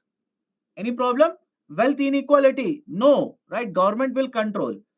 Second one, allocation of resources based on the requirement of the people. right? Government will ensure that what is needed for the people, resources will be used to produce that. And think of this. Do you think there is any kind of a choice? Is there a freedom of choice available in socialism for consumers? Think of it. Is there a freedom of choice? Right? That is, in case of socialism, you might have salary. You want to purchase, let's say, liquor, but government will say harmful product we will not produce. Simple. Harmful product we will not produce it. So where is the freedom of consumption? Where is the freedom of choice? Right? Promotion of social welfare is the objective. Right? We will be achieving, right, the social objective, or that is social welfare objective. Now, next one. What is a demerit? What is a disadvantage related to socialism? There is a lot of red tapeism and bureaucracy. And before you ask me, what do you mean by red tapeism? Red tapeism simply refers to rules or regulations or guidelines that are unnecessary and will cause a lot of delays. Right? Red tapeism simply means rules, regulations, or guidelines that are unnecessary and that will cause a lot of delays. Let me give a very simple example. In case of socialism, I said goods are produced by the government, provided by the government. Services are produced by the government, provided by the government. Now, because government is involved, don't you think lot of these will be controlled by government officials? Think of it, right? You want to get a service, government officials are present there. You want to get a, right, let's say a good, government officials are present there. You want to get a social welfare benefit, again government officials are present there.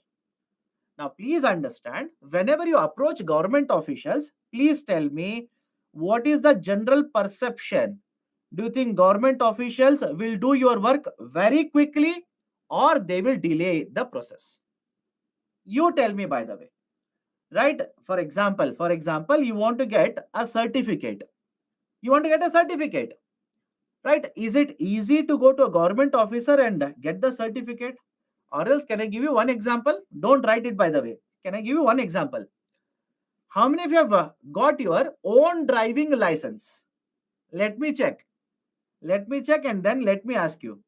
How many of you got your own driving license done by yourself? That is, you went to the office, RTO office, you filled in the form, right? You stood in the line, you went for, right, the inspection, and then you got the driving license. Was it easy? Think of it. Was it easy? Right? Very convenient.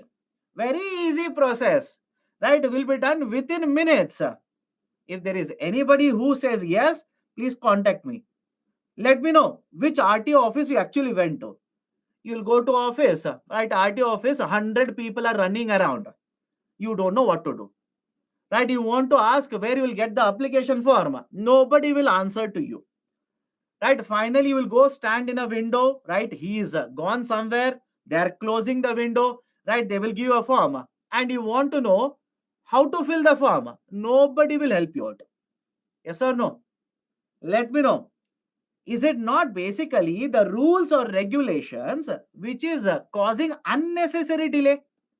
Which is causing a huge delay. And for what purpose? Corruption. Simple. Corruption. So apply the same logic to, right, the idea of a socialism. In socialism, everything is controlled by government officials, bureaucrats.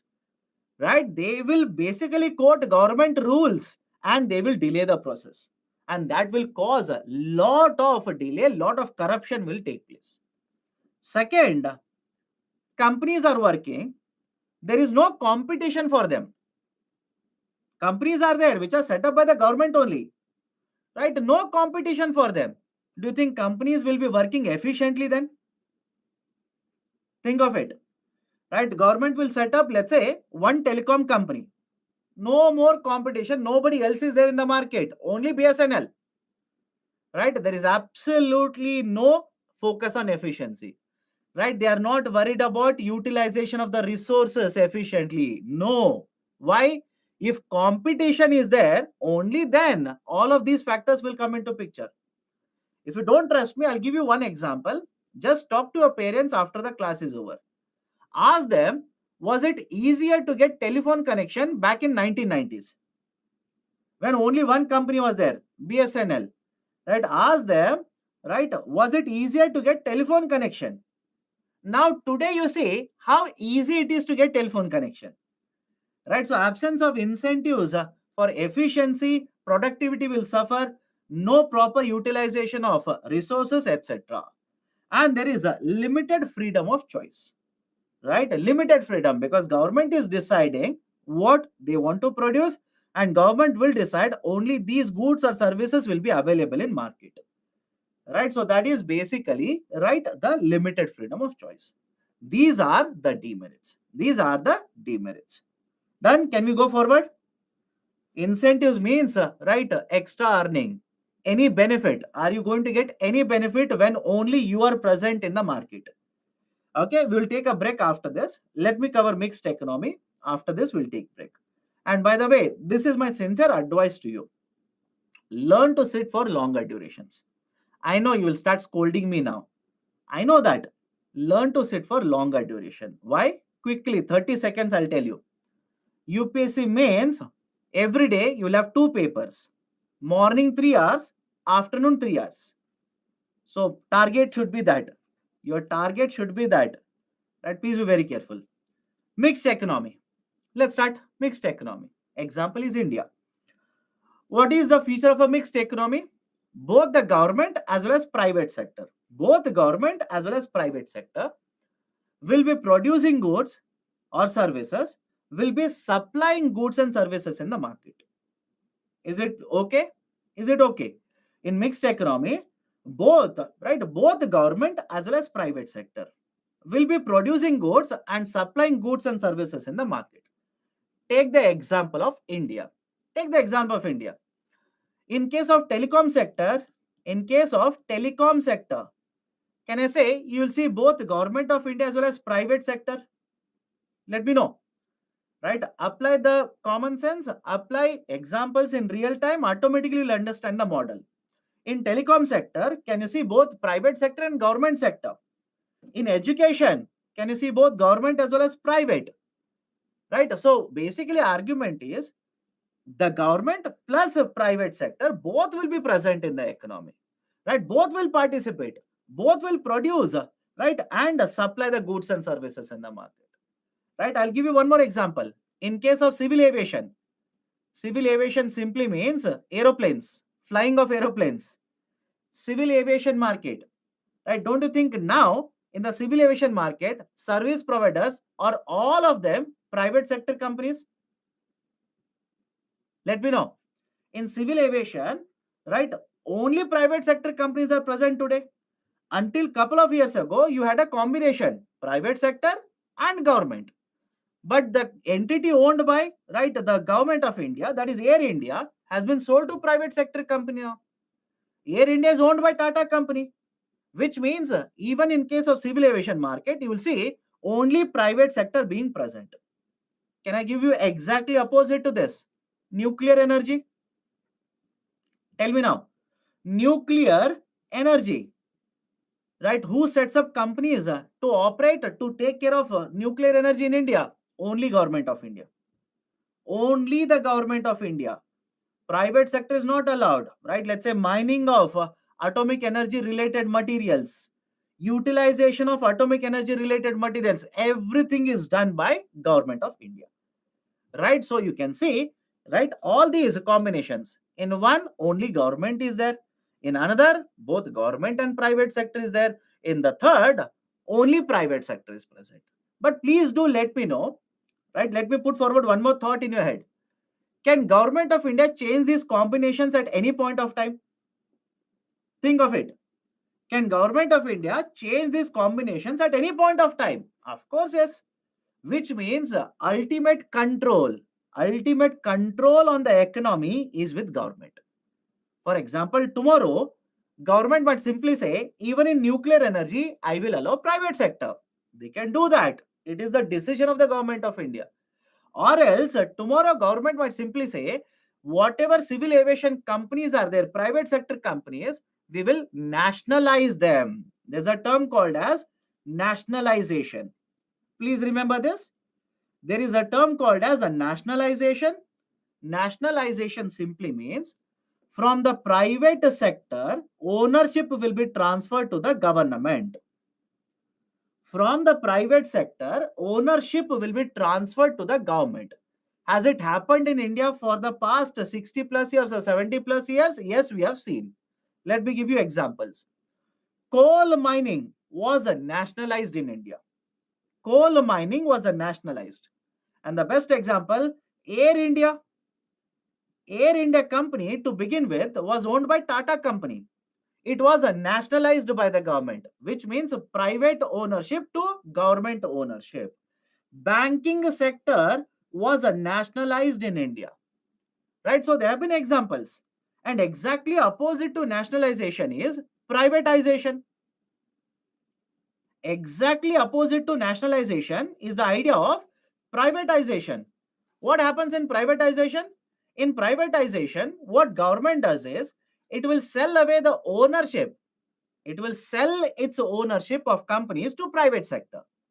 The best example that you can think of in current affairs regarding privatization is Air India. It is basically nothing but Air India. Air India, which was owned by government of India, now has been completely sold to private sector. Privatization.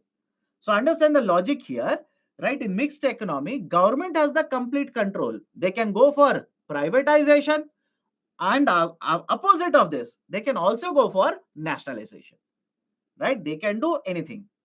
Ownership of a means of production, resources is with both government as well as private sector, right? Both will provide a solution to the economic problems, right? What do you mean by economic problems here? Who will produce? What will be produced? How much will be produced? These are economic problems. Private sector has a freedom, but overall control is always in the government. Okay. What are the merits? More production can be achieved, more employment can be achieved, right? More and more goods and services can be, right, sold in the market. That is basically the idea for growth here. Balanced growth. What do you mean by balanced growth? Let me give a very simple example. Imagine there is a, right, one region in India where private sector is participating, more companies have been set up. This region is very well developed.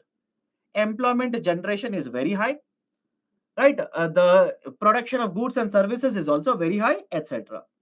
Now tell me, government, can it also promote growth in other regions where, right, employment is very low, where development has not taken place, where lot of people are poor? Can government of India promote growth in other regions also? Think of it. Is it possible? Of course, yes. Right? Government through various of its policies will promote growth in all the regions, not only in one region, in other regions as well. Balanced growth.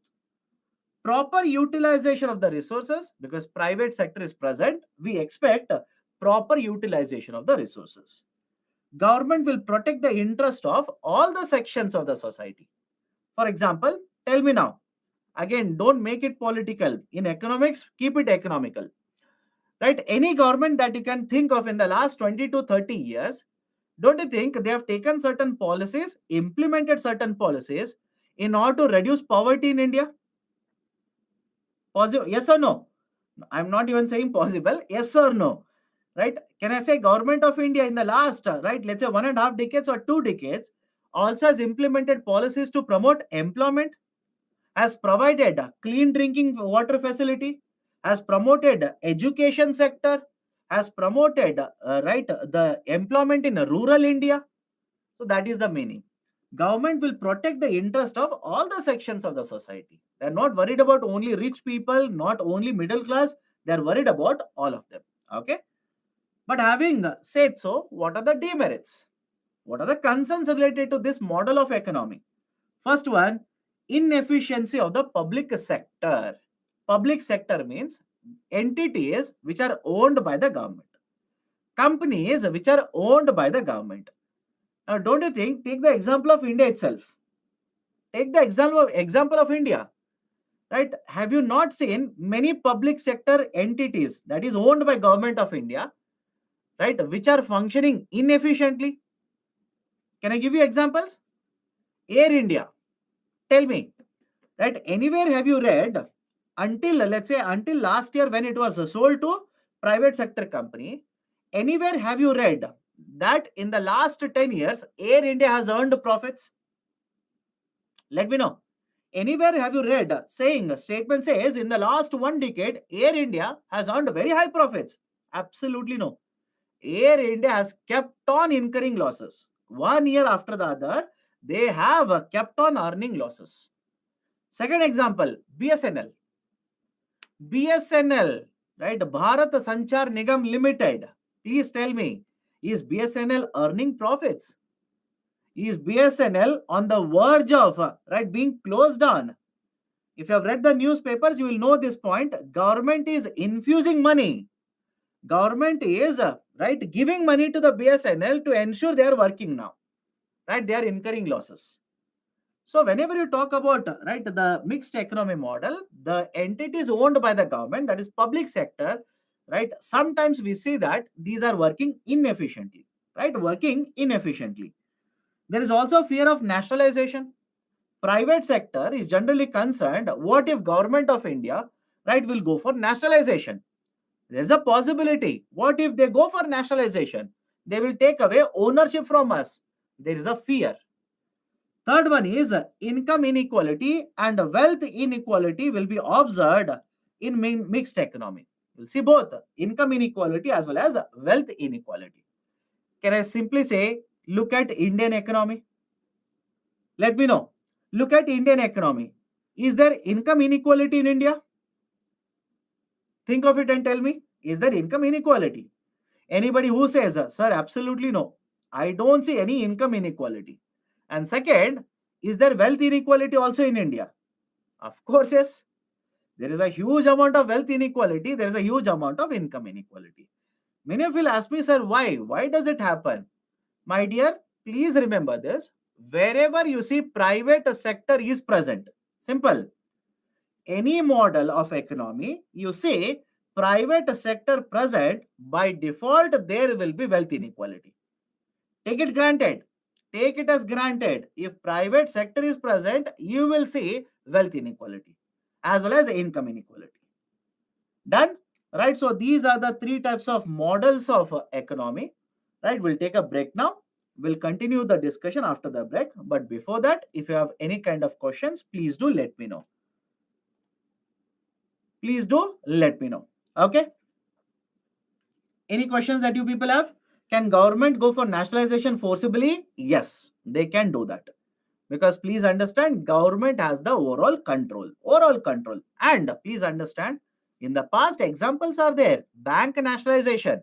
Do you think private sector will be happy with the government nationalizing? Of course, no. Right? Or for that matter, Air India. So government can go for nationalization whether private sector likes it or not. Only India is the country which has mixed economy. That means only India have both government and private sector? No. Many countries around the world follow the model of mixed economy itself. What is fear of nationalization? Private sector is concerned that government, right? Let's say there is a change in the government. New government can have a different ideology altogether. Yes or no? Please do let me know. Right? Let's say there is a change in the government. New government can have a altogether completely different ideology. What if they come to the power, they form the government and they'll simply say, let me nationalize them. Right? Possibility is there. And history, economic history says, yes, that has actually happened. For example, 1970s, right? 1970s, the policies were changed. Private sector ownership, especially foreign companies ownership, was reduced to 40% in India. Okay. Anything else? Define red tapeism. It is there in the slide. Right? You people don't read correctly. Red tapeism simply means unnecessary delays that are caused because of government rules or guidelines. Okay. Rather than saying, please take my question, type your question. When I'm looking, right, I can see only question. Please type the question. Can foreign companies get nationalized? Possibility is there, right? Possibility is there. Sir, will shareholders be part of entrepreneurship? No, these are not the people who are starting the company. Entrepreneurs means who are starting the company. Russia also applied a mixed economy, right?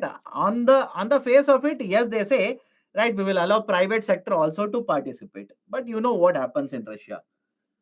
Okay, can we just rely on PPT for static part? What I would recommend is use a book with this. Use a book with this.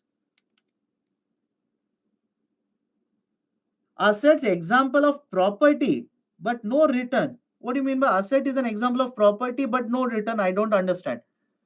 Right? Let's say, okay, imagine you have an asset, right? If you have purchased the asset at, let's say, 3 crore rupees, can you sell it in the market at 5 crore rupees? That is the return that you are going to earn.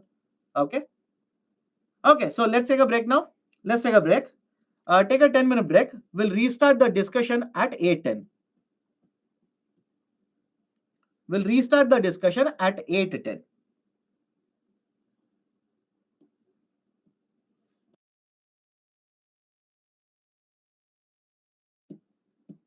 Okay, sorry, I've written PM here. Many of you pointed AM.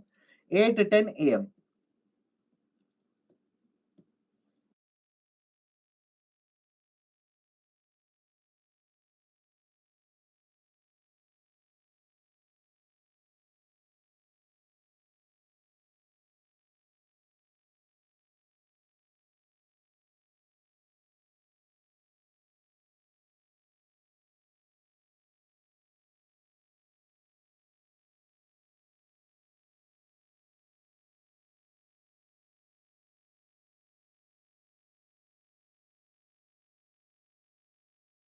Lost when one alternative is chosen or the next best available alternative. Now, let me give you a simple example here. Again, make it simple. Do not complicate it. Don't behave like a chartered accountant here. Okay, welcome back. Am I audible? Am I audible? Can we continue? Okay, let's start. So, next concept I want to discuss, just a basic concept here, opportunity cost. Okay, opportunity cost. Now, what is the basic idea of opportunity cost? Let me start with an example. Opportunity cost is also referred to as the alternative cost. It simply refers to the potential benefit or the returns that you forego. Forego means sacrifice or lost. When one alternative is chosen over the other alternative. Different definitions are there. Keep it simple, right? Simple. Potential benefit or the returns that you have foregone or lost when one alternative is chosen over the next best available alternative. Now, let me give you a simple example here. Again, make it simple. Do not complicate it. Don't behave like a chartered accountant here. Just make it simple. Let's say you have 100 rupees. Okay, let's say you have 100 rupees. And the 100 rupee, there are two choices, two options available to you. First choice is you can take the 100 rupee and keep it in a bank in the form of fixed deposit. All of you heard of fixed deposit? Anybody who says, sir, what is fixed deposit? I'm hearing it for the first time. You keep certain amount of money with the bank for certain period of time. Right? Let's say 100 rupee for 1 year with a bank. And for that amount of money, bank will give you certain rate of interest. That is called as a fixed deposit. So one option that is available to you is take 100 rupee, keep it in a bank. Second option available to you is take that 100 rupee and start a business. Start a business. Now let's start. Let's start. If you choose the option one, right, the rate of interest that you will earn is 6%, which means, please understand, calculation should be easier here. On 100 rupee after 1 year, you will make a earning of 6 rupee. You will earn 6 rupee. Now have a look at this very carefully. Imagine you have made a choice, you will go with option 1. And you'll basically say, no, I will not start with the business. I will not start the business. Right? Let's say if you had started the business, after 1 year, you did not earn any profit. If you had started the business, you would not earn any profit. So understand the concept of opportunity cost here.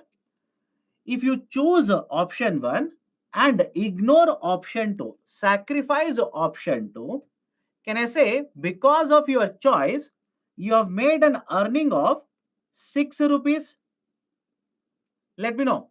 Because of your choice, right? You chose one, sacrifice the other. Sacrifice means you did not choose the other. Please do let me know. If you choose option 1 and sacrificed option 2 because of your choice, can I say you have made earning of 6 rupee? Right? This is one situation. Second example, rather than choosing option 1, you will choose option 2. You will sacrifice option 1, you will choose option 2, which means after 1 year is over, you have taken 100 rupee, you started a business. After 1 year is over, you did not earn any profit, right? Right, 0 rupee profit. Now, can I simply say, because of your choice, you have sacrificed an option where you could have earned 6 rupees. Let me know, I'll repeat it. Because of your choice, that is, you chose option 2 and sacrificed option 1, you have foregone an opportunity to earn 6 rupee. That's 6 rupee is an opportunity cost. Simply, 6 rupee is an opportunity cost. And many of you, right, start giving examples to me. Sir, what if in future I'm going to earn profit? What if I will earn this much profit, etc.? My dear, when you earn in future, you calculate opportunity cost then. Right now, what is the opportunity cost? You tell me. Right now, what is the opportunity cost? You simply tell me. You can do it for every year. Right now, what is it? Right? Argument is simple. You choose option 1 and sacrifice option 2. You will earn 6 rupee. You choose option 2, sacrifice option 1. You will lose an opportunity to earn 6 rupees. This is a basic idea of opportunity cost. That is the potential benefit or loss, right, because of sacrificing one option over the other option. Right? That is basically the idea of opportunity cost. If you go with option 1, you will earn 6 rupee, right? Then your opportunity cost is positive because in the second case it is 0. But because you have gone with option 1, you have earned 6 rupee. So opportunity cost is positive. Or else, let me put it in much simpler way. Between two options, you choose one option, any one of them. And the returns that you earn from this option, if it is more than whatever returns you could have earned from the second option, that is positive opportunity cost. Any difficulty? I'll repeat it again. Just understand this. Right? There are two options available to you. You will choose one of them. You will sacrifice the other. And whatever returns you earn from the option chosen is more than whatever returns you could have earned from the sacrificed option, your opportunity cost is positive. Otherwise, opportunity cost will become negative. Right? That is, in the second option is chosen. Imagine you have chosen second option. Right? If you have chosen the second option and sacrificed the first option, after 1 year is over, you have not earned any profit, which also means you have sacrificed an option where you could have earned 6 rupees. So your opportunity cost is a negative if you choose a second option over the first option. Any difficulty? Any difficulty? This is a basic concept. Right? Basic concept. Right? So you make choices. Right? And again, many of you will ask me, sir, why do I need to make a choice? My dear, any example?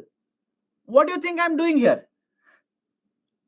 What do you think I'm doing here?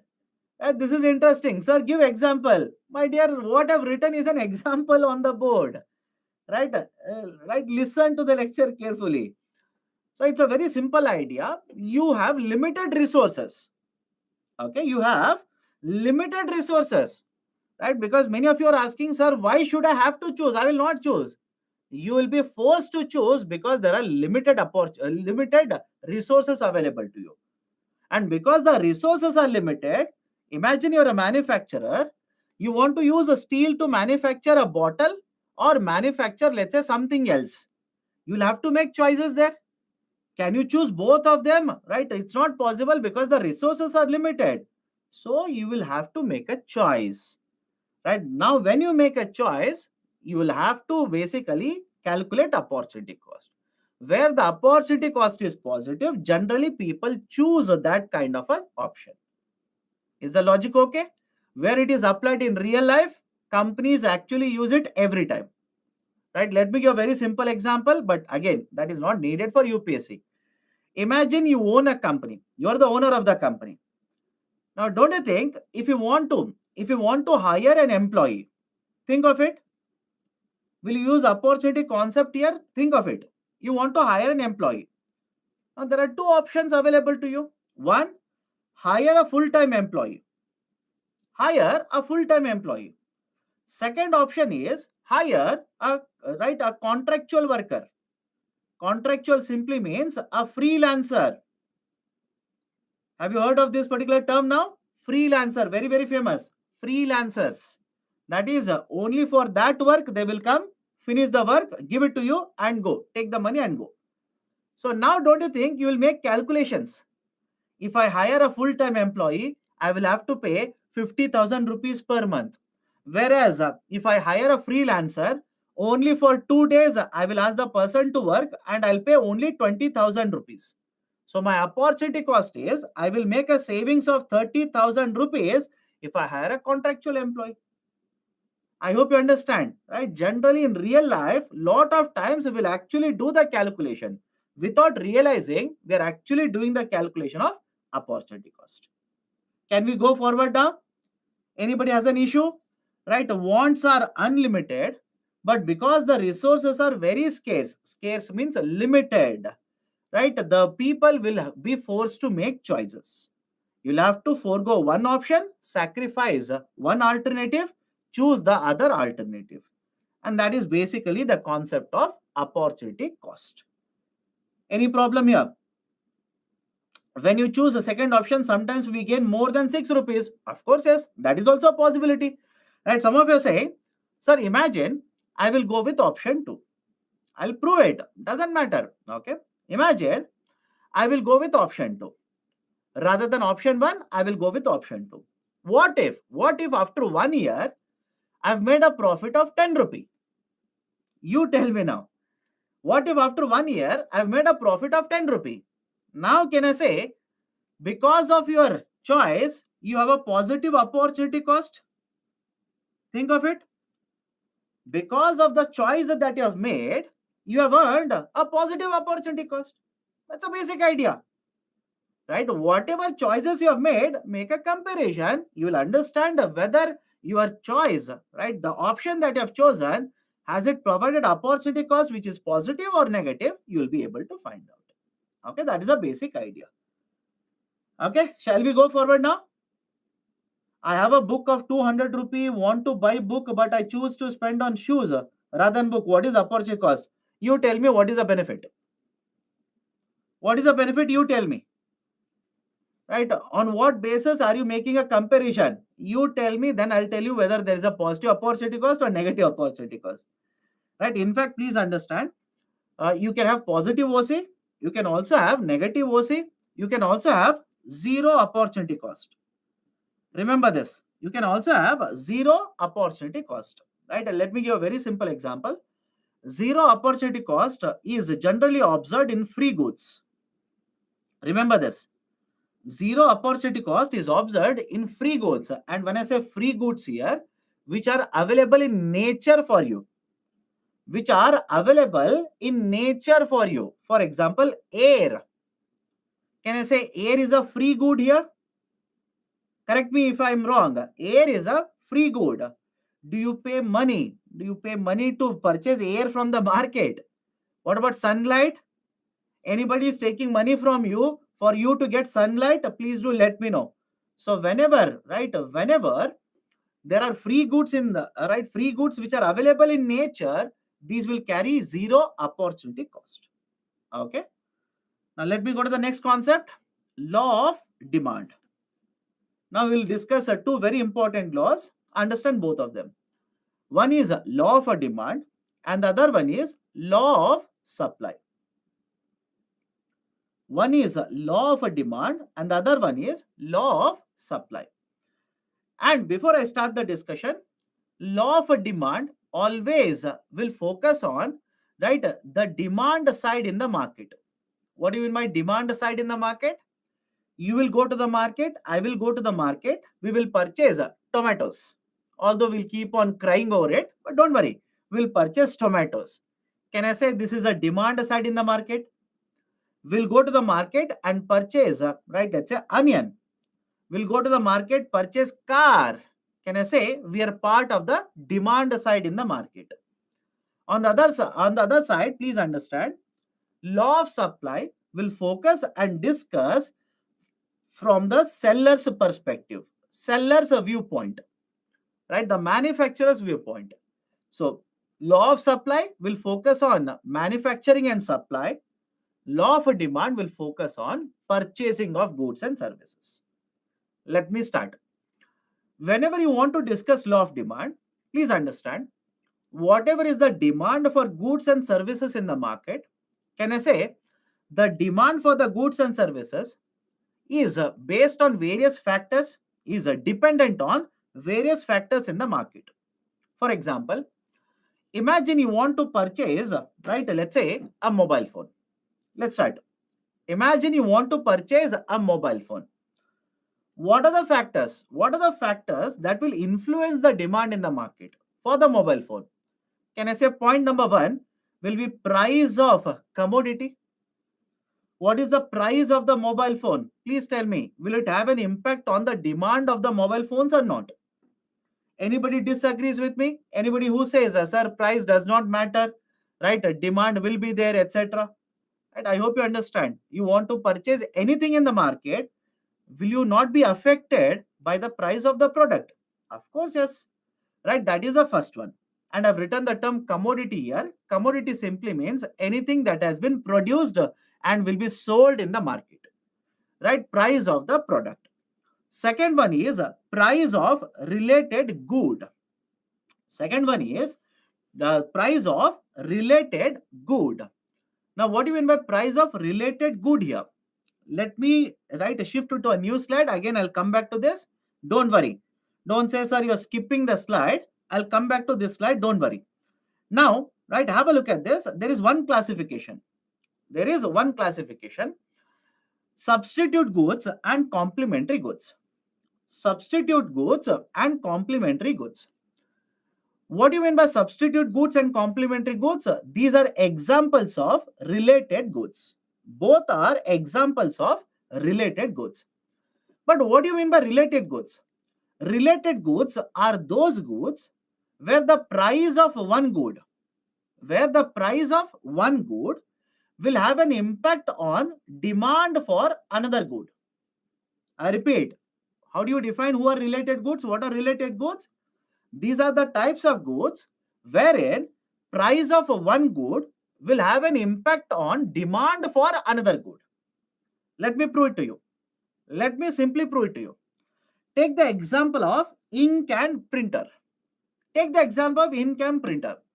Now, please tell me, if the prices of the printers will start going upwards, don't you think the demand should be affected for the printer?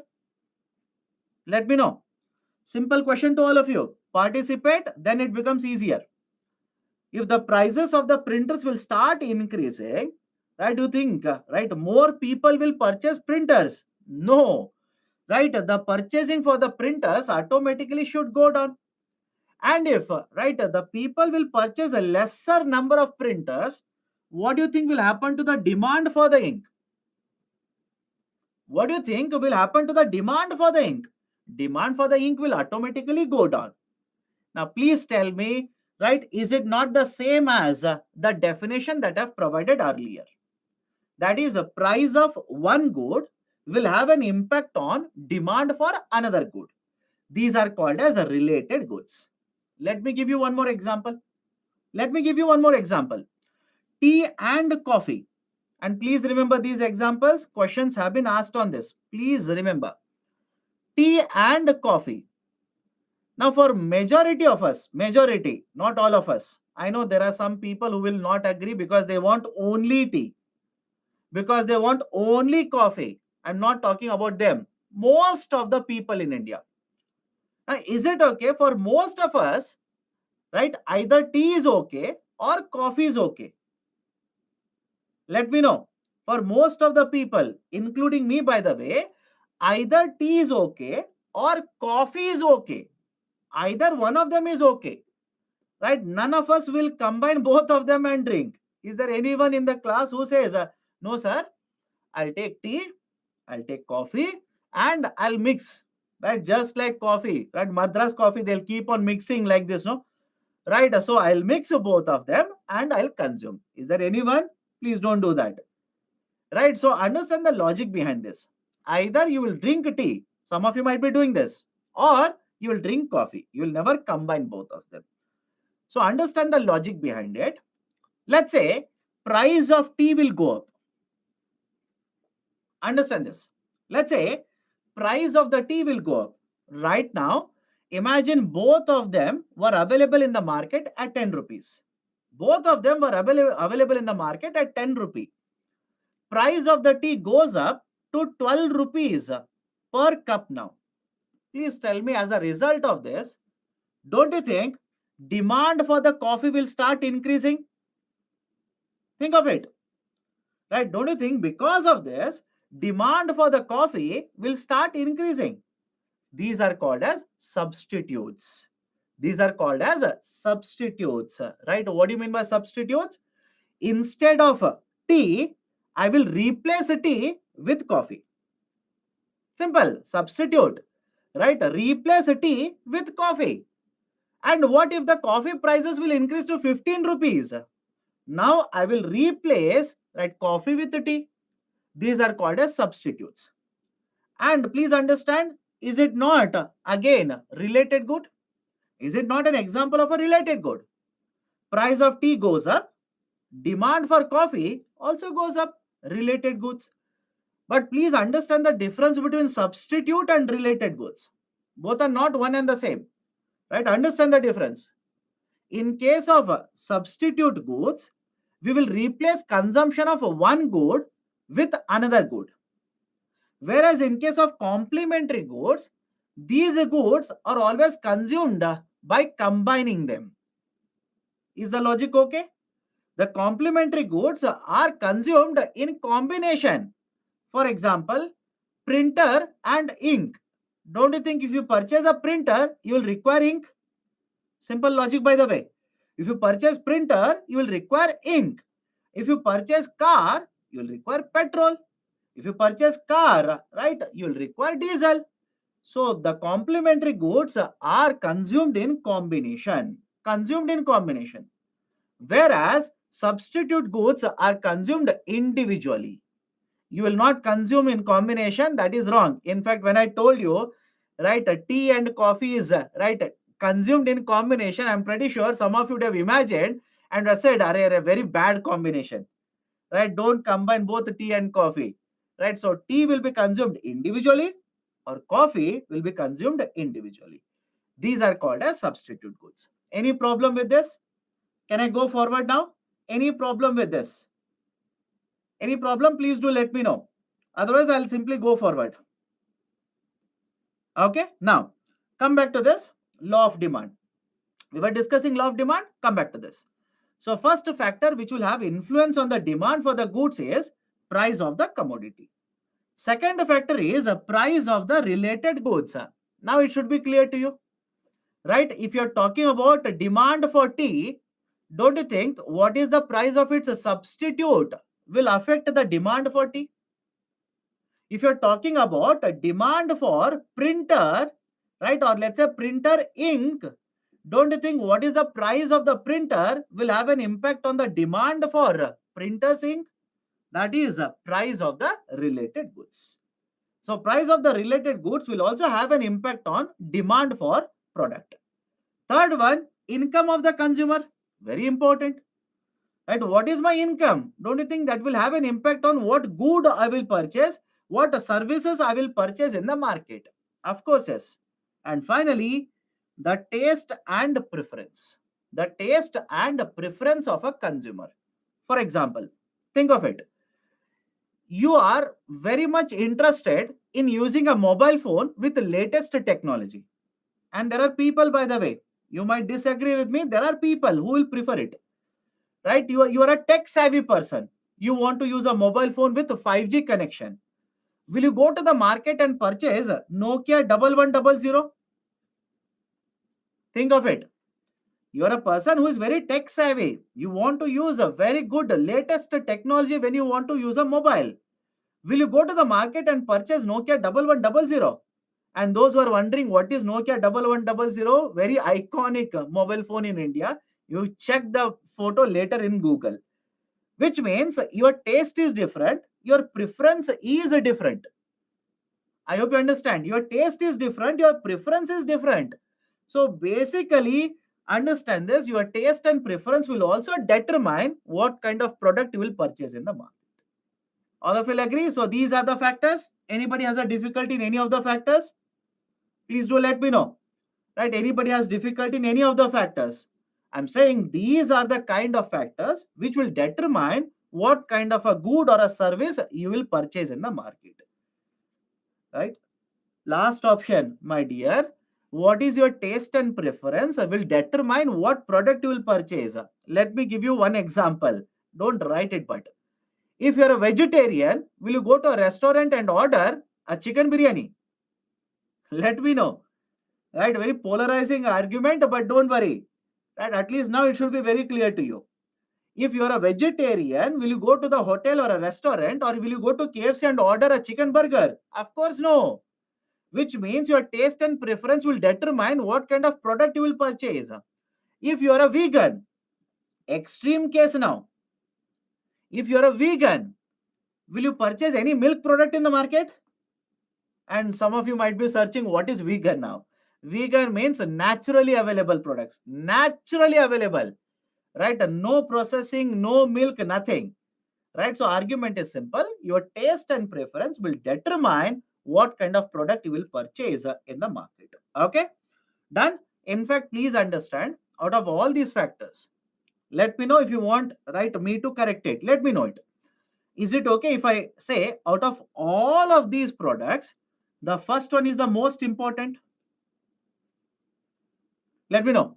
Out of all these factors, the first one is the most important. Most important, by the way.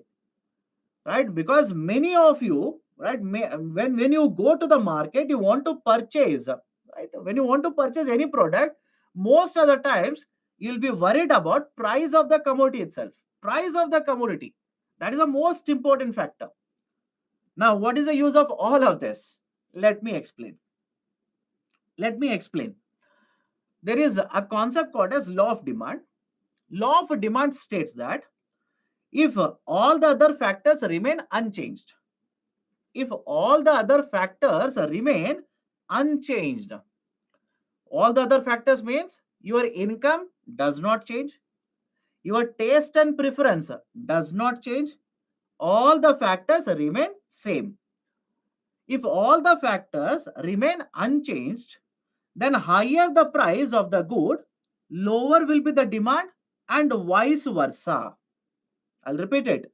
Higher the price of the good, lower will be the demand, and vice versa. Vice versa means what? It simply says if price of the product goes up, demand will go down, and if the price of the product goes down, demand will go up. This is the meaning of the term vice versa. Now, the same thing, can I put it in the form of a formula? Right? At least some of you will find it much easier to remember. Can I say price is inversely proportional to the demand for the product? Let me know. Can I say law of demand? What does it state? It simply states price of the product is inversely proportional to the demand. That is basically the law of demand. Simple. That is basically the law of demand. Now, some of you are applying the law of demand to everything in the economy. It doesn't work like that. I'll give you certain exemptions. Give me some time. Does law of demand or law of supply work every time? No, there are certain exceptions. I will tell you, just give me some time. Okay? So price is inversely proportional to the demand in the market. And please remember this. Please remember this. Always start with price. Whenever you're talking about law of demand, always start with price. Why? The demand is changing because the price is changing. All of you will agree with my statement here? Anybody disagrees? Feel free. The demand is changing because the price is changing. It's not opposite. Don't say, sir, anyways. Right? Some of you will do this. Right? Some of you will do this. Right? What is that? You'll basically take your CSAT argument, put it here. Right? Which is problem. You will look at the equation. Price goes up, demand goes down. Right? Which means price going up, demand goes down. Some of you will write it like this. If the demand goes down, then price goes up. Is it correct? Apply common sense. Tell me. Some of you will simply say, sir, anyways, one is arrow mark going up, right? Another arrow mark going down. I will write it like this. But is it correct? Right? Is it going to make sense in the economy? If the demand goes down, and some of you are saying yes for this.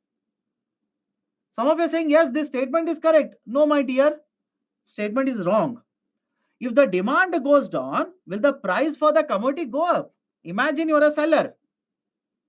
Imagine you're selling commodities in the market. People are not coming to purchase your product.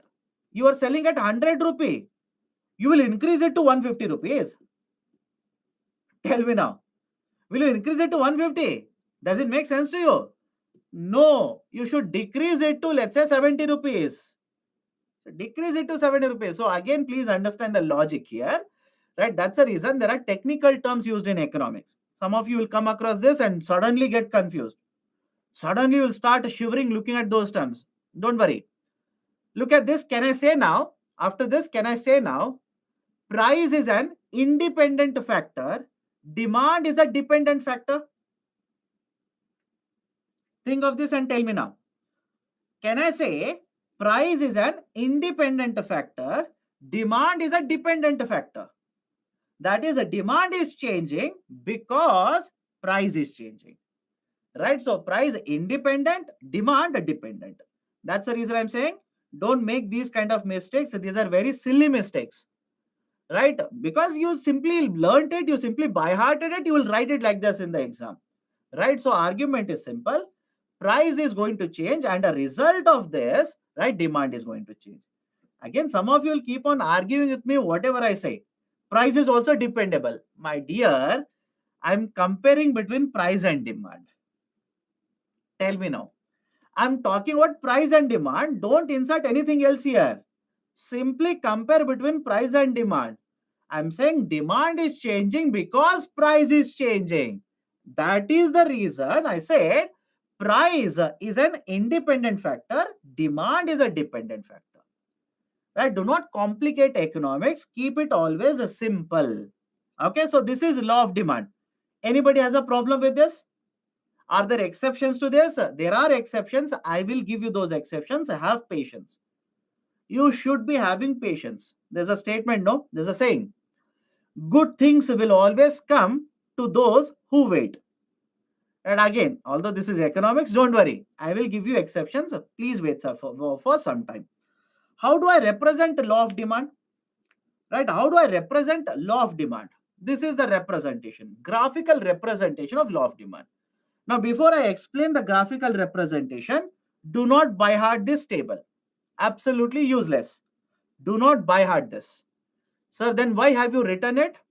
How do I represent the law of demand? I should show to you that. That is the reason I've written the table here. That's it. Right? There are certain economic students. This is called as a demand schedule. For GS paper, not at all needed. Let's start. Right, in case of a graphical representation, along x-axis, we represent quantity, right? How many units I will represent along x-axis. And on the y-axis, along the y-axis, right, I will represent the price of the commodity, price of the product. Now, how do I draw the line? Generally, how do I draw the line? And please understand, we use right a system called as a demand schedule. And again, I'm telling you, right, how do we draw it? Do not by heart it. UPSC will not ask you. That is basically in the market, we try to find out at different price levels. At different price levels, how much will be the quantity demanded for a product? How much quantity should be demanded for a product? We get the data, use the data, and right basically draw a demand curve. All of you know how do we draw a curve? Let me know. Right, in high school, right, have you learned this or not? Right, basically they will tell you, right, take x coordinate, take y coordinate, point 1, point 2, point 3, connect the dot, and congrats, you have a demand curve. Right, for UPSC, please don't practice that. They are not going to ask you that. So this is the demand curve representation. Now question is, why does it happen like this in the law of demand? Why is that? As the prices go up, demand will go down. And as the prices will go down, demand will go up. Why does it happen? Let me explain. First one is, the people's purchasing power will start changing. Purchasing power will start changing whenever the prices will change. Sir, what do you mean by that? Imagine you have 100 rupees. Imagine you have 100 rupees. Price of a product right now is 20 rupees. Now, simple CSAT calculation. Can I say you will be able to purchase 5 units of the product? Any problem? Right? At 20 rupees per unit, you have 100 rupees. You'll be able to purchase 5 units of the product. Right? Now, what if the price of the product goes up to 25 rupees? What if, right, the price of the product goes up to 25 rupees? At 100 rupees, now will you be able to purchase 5 units of the product? No, your purchasing power will change to 4 units. Now, is the logic okay? As the prices are going up, demand for the product will go down. Is the logic okay? Is the logic okay? Right, this is one. Purchasing power will keep on changing whenever the prices will change. And there's a student who is asking, are you talking about purchasing power parity? No, I'm not talking about that. We'll discuss that when I take up international trade. Second reason, people will start substituting the product. People will start substituting the product. Right? For example, I told you, if the price of tea goes up, what will you do? Simple. What will you do? You will replace tea with another product, coffee. Simple. You will replace this product with another product, that is a substitute, coffee. Now, please tell me, as a result of the substitution, what will happen to the demand for tea? The demand for tea automatically will start going down. Automatically will start going down. Right? All of you are okay with these arguments? Right? This is the reason. Right? This is the reason why, right, generally you will see that whenever the prices will change, the demand will also keep on changing. But let me give you, right, because many of you are asking, let me give you certain exception here. Please tell me, if the price of the salt goes down, will you eat more salt? Think of it and answer. Think of it. Very simple. If the price of the salt goes down, will you start eating more salt? Have you seen this? Anywhere have you seen this? Where, right, let's say, right, your spouse is cooking or you are cooking or your parents are cooking, right, they'll say, Tata salt price has come down by 10%. So what we will do now is, because the price has come down by 10%, we will eat 10% more salt. Does it happen like that? No. Right now, can I simply say, right, the idea of a law of demand is not applicable to a product such as salt? Let me know. Right, idea of law of demand is not going to be applicable for salt here, because whatever is the price, people will continue to consume a product such as salt. Can I say the same example is also applicable? The same idea is also applicable to products such as petrol. What about petrol? What about petrol? Right? Have you not seen overall? Again, talk about overall economy. Don't say only, sir, I did this, sir, I did that. Overall economy. Please tell me, if the price of the petrol goes up from 70% to 80, I'm sorry, 70 rupees to 80 rupees, will you reduce the consumption of petrol by 10%? Will you reduce the consumption of petrol by 20%? No. Why? Please understand. There is a term called as essential products. There's a term called as essential product. Don't you think medicines, right? Don't you think salt, petrol, all these are essential for all of us to conduct day-to-day activities, right? All of these are necessary for us, essential for us. So we'll keep on consuming it. Right, that is the concept here, that is the argument. So again, I'll repeat it, don't complicate it. Right, furthermore, right, I've given many more exceptions. Have patience, I will tell you all of them. So law of demand is, can it be applied universally all the time? Not necessary. Not necessary. You cannot apply law of demand universally, but for most of the situations, yes, this is perfectly applicable. Now, before I go forward, there are certain students who are saying, sir, right, and in fact, I'm happy with that kind of a question, although it is not going to be asked in UPSC.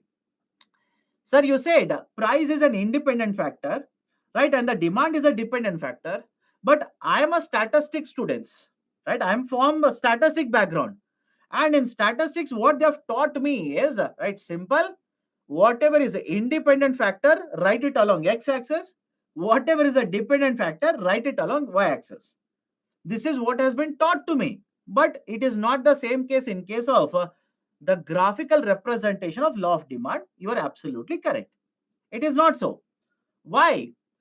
For the first time when the law of demand curve was drawn, for the first time when the law of demand curve was drawn, they put price along y-axis and quantity along x-axis. They simply put it and drew and started using the demand curve. And what has happened is, historically, we have continued to do the same thing. Right? We have not changed it. And you're right. And others who are wondering, what is this fellow talking about? Right? What is this along x-axis independent factor, along y-axis dependent factor? Don't worry. It is not relevant to UPSC. Right? So as a traditional concept, it was drawn like this. We have continued to use the same concept. We have not changed it. We have continued to use the same thing. Okay? Can we go forward? Can we go forward with this? Right? This is the argument of law of demand. Any issue so far?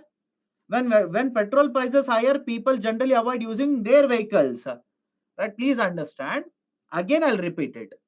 You are talking about part of the economy. You talk about overall aggregate demand.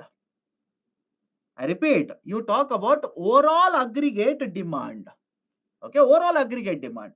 Right, so argument is simple. Generally, the demand for petrol does not change by much. Demand for the salt does not change by much. It generally remains on the same line. Okay. In exam, how should we draw? Please draw like this only. Although I don't expect UPSC to ask you in mains about law of demand curve, if they ask you, please draw like this only. Please draw like this only. Okay. Again, don't worry about right x, y, y, x. Please don't worry. Unnecessary. Trust me, we can talk hours and hours together on only demand curve. We can talk hours together. People do PhD thesis on demand. Is it needed for UPSC? Don't waste your time. Limit it, go forward. Okay. Next, law of supply. Okay, there was one more term. Some of you are asking, sir, there is a term ceteris paribus. What is the meaning of it? Ceteris paribus is a Latin term. What is the meaning of the Latin term ceteris paribus? Ceteris paribus simply means other factors will remain unchanged. Have I written the same thing here also? Please do let me know. Ceteris paribus is a Latin term. And what they do, what does it indicate? What does it mean? It simply says, right, if nothing else changes, if everything else remain unchanged, that is what I've written here, right? I'm using the term ceteris paribus because, right, I know some of you will read NCERT after the class. The term ceteris paribus is mentioned in NCERT book. Okay, done. So let me go forward now. Let me go forward. Law of supply. What is this law of supply? Law of supply simply states that as the prices of the good, right, again you can talk about good or a service, don't worry. As the prices of the good goes up, the supply of the commodity will also go up, right, and vice versa. Okay, as the prices of the good goes up, the supply of the commodity, supply, I'm not talking about demand now, supply of the commodity also goes up. That is, in simple terms, can I write it like this? Price and supply are directly proportional. Price and supply are directly proportional. That is, if the prices will go up, supply will go up, and if the prices will go down, supply will go down. This is a law of supply. Now the question is why? Why is that the prices will go, prices will go up, supply also goes up, and prices will go down, supply will also go down. Why does it happen? Reason is simple. Imagine you're a manufacturer. Okay, let me bring your friend back into the picture now. Imagine you're manufacturing this bottle. Now please look at the first statement. Please look at the first statement. Nothing changes. Nothing changes. That is, what is the cost of raw material? Same. What is the labor wages? Same. What is the tax imposed by the government on the bottle? Same. Nothing changes. But if the price of the product, let's say, goes up from 100 to 120 rupees, can I say the amount of profit that you're earning now will automatically go up? Let me know whether this is correct or not. I repeat, imagine you're manufacturing this bottle, ceteris paribus. Ceteris paribus means nothing will change. The taxes imposed by the government remains the same. The subsidy means assistance provided by the government. There's a term called a subsidy here. Subsidy means assistance provided by the government. For example, let me connect it to current affairs and let me see how many of you are reading the newspapers. In recent times, have you come across a term called as FAME initiative? Important, it has come in the newspaper at least, right, 50 times in the last 1 month. Have you read about FAME initiative? FAME simply stands for faster adoption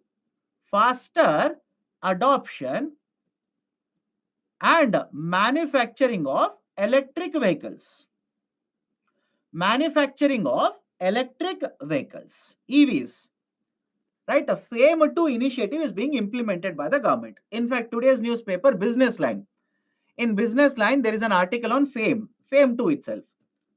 Now have a look at this. Faster adoption and manufacturing of electric vehicles. Now, right, understand how subsidies will have an impact. Imagine you're manufacturing an electric vehicle. I know it doesn't look like electric vehicle, but don't say, sir, where is the wheel? Right, where is the steering wheel? Right, where is the window? Don't ask me. Imagine this is an electric vehicle. The actual cost of the electric vehicle is, let's say, 1,50,000 rupees. Let's say, hypothetical number, 1,50,000 rupees. Now imagine government will give you a subsidy of 20,000 rupees. What is subsidy? Assistance. Right? Assistance is provided by the government. Subsidy is given by the government of 20,000 rupees to you. Now please tell me what will happen to the price of the electric vehicle. If you're the manufacturer, if you get 20,000 rupees from the government, will you increase the price of the electric vehicle or will you decrease the price of the electric vehicle? Prices should decrease. All of you will agree? Any difficulty? Prices should decrease. Does it make sense to you or not? rather than selling it at 1.5, now you will sell it at 1.3 lakh rupees. This is the impact of subsidies given by the government. Impact of subsidies. Now, please understand, I will add one more point here. Can I now say that, follow this carefully. Can I now say that if government imposes a taxes, the prices of the products will increase. If the government provides you subsidies, prices should decrease. Any difficulty? Any difficulty in understanding this? If government will provide you subsidies, prices should come down. If government will impose a taxes, prices should go up. Very simple idea. Please remember this. Remember this. Again, we will use this. Again and again, we are going to use these concepts. Now, come back to this. I was discussing bottle manufacturing. So, government is providing subsidy. That will not change. It remains the same. Government is imposing taxes. Doesn't change. Remains the same. Raw material cost remains the same. Everything remains the same. But the market price will go up. Now, can I say, because of this, the profit earned by you will go up. And if you're earning profits more and more, will you supply more of the commodity or lesser commodity? Have a look at this. Are you going to supply more or lesser of the commodity? Automatically you will supply more. And please understand this very carefully. Some of you are asking why the prices are going up. My dear, please understand, right? If you have followed the discussion that I'm doing, right, there itself there is a hint. What is the hint? I said ceteris paribus. And when I was explaining other factors, did I talk anything about demand there? Please do let me know. When I was explaining to you what are the other factors here, that is taxes will not change, right? The subsidies will not change, right? The raw material cost will not change, labor wages will not change. I'm simply talking only about factors affecting supply, right? You do not include demand here. Why? The reason why prices are going up in the market is because demand is higher for a commodity in the market. Demand is higher for this commodity in the market. That is the precise reason why, despite other factors remaining same, prices will go up. You start earning more profit, you will start supplying more. And many of you are saying, but sir, if the prices will go up, this will happen, etc. I will explain that also. Have patience. I'll explain that as well. Right? So is the logic of law of supply simple? Right? Is it okay with you? Can I go forward now? How do we represent the law of supply? The law of supply is represented in this kind of a graph, right? Where the line is going upwards. Line is going upwards, right? In case of law of demand, it is a downward going line, downward sloping line. In case of law of supply, it is an upward sloping line. But please understand, some of you will have this kind of a doubt, which is very valid. Let me explain it. That is, sir, I'll come back to this, don't worry. Sir, you're saying in case of law of demand, right, if the prices go up, demand should go down. But on the other side, when you're talking about law of supply, you say when the prices will go up, supply will go up. But it is basically opposing each other. That is, don't you think when the prices will go up, right, the demand in the market will go down? And if the demand in the market will go down, why will the people supply more? That is exactly what I'll explain now. Focus on this. There is this idea of a market equilibrium. Now, what is this market equilibrium? So far, right, let me know whether I'm telling this correct or not. So far, we have discussed law of demand separately, and we have discussed law of supply separately. We have not mixed both of them. We have discussed both of them independent of each other. But please tell me, don't you think in the market, both the demand and supply will be occurring simultaneously? Let me know. Right? Don't you think the demand and supply both are occurring simultaneously? If there is a demand, there is a supply. It's not that demand is separate and the supply is separate. Both are happening at the same point of time in the market. So now what I'll do, I will take law of demand, law of supply, right? Put it in a same graph. Simply put it in the same graph, right? What is the representation? Have a look at this. The demand curve, right, will be downward sloping and a supply curve is upward sloping. Now, please go back to your high school. Please go back to your high school. There were classes for coordinate geometry for you. And in the geometric classes, do you remember one statement given by the teacher? The statement is simple. If there are two lines which are not parallel to each other, I repeat, if there are two lines which are not parallel to each other, they will have to cut each other or intersect at one point. Go back, right? Go back to your high school. If there are two lines which are not parallel to each other, they will have to cut each other. They will have to intersect at one point. This is the point of intersection. This is the point of intersection. And this point of intersection is called as market equilibrium. Simple. This point of intersection, right, it is called as market equilibrium. Now, what do you mean by market equilibrium here? Market equilibrium simply refers to a situation in the market where the quantity of goods sold is equal to quantity of goods demanded. Simple idea, right? What is the situation? Why this is called as a market equilibrium? Market equilibrium refers to a situation in the market where whatever goods are demanded in terms of quantity, same quantity is being supplied in the market. For example, if the demand is for 100 units, if the demand is for 100 units, in the market, 100 units are getting supplied. And because, right, demand is equal to supply, will simply refer to this situation as a market equilibrium. And please understand, the price at which we attain market equilibrium, it is the price which is acceptable. The price which is acceptable to both buyer and seller. The buyer is happy to give this price to purchase that quantity, and the seller is also okay with getting this price for selling this much amount of a quantity. This is called as a market equilibrium. This is called as market equilibrium, right? And this price is called as clearing price. This price is referred to as a clearing price. The price at which we attain market equilibrium, it is called as a, right, clearing price. Clearing price means what? If you are selling 100 units, all the 100 units will be purchased. Clearing price.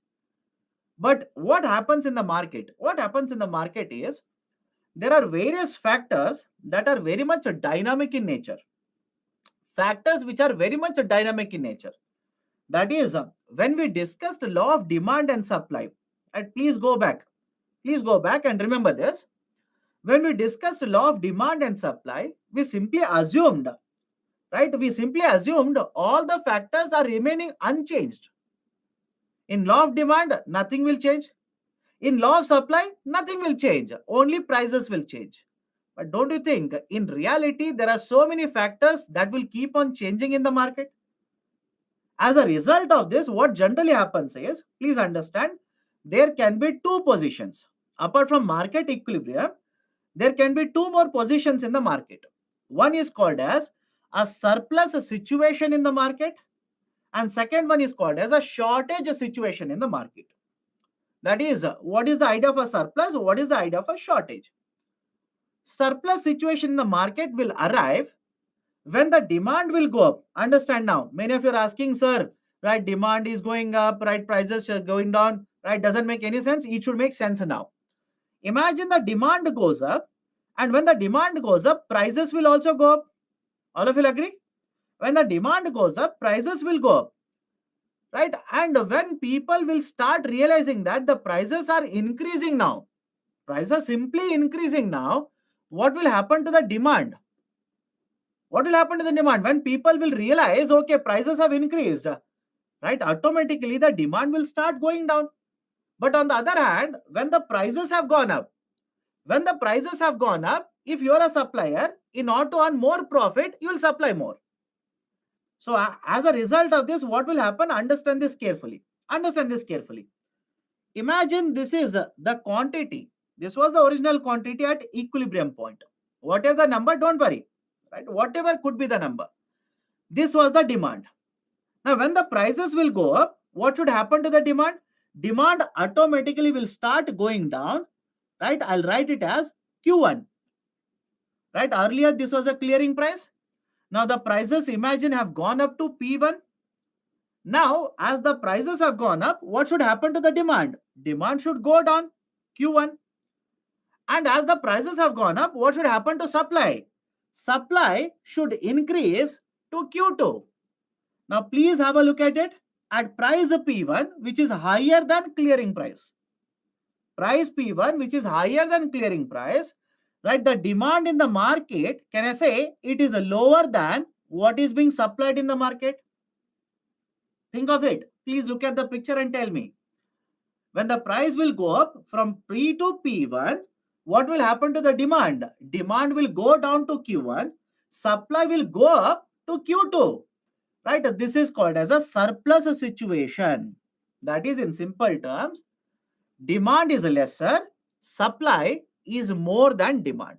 Now, please tell me, if supply is very high compared to demand,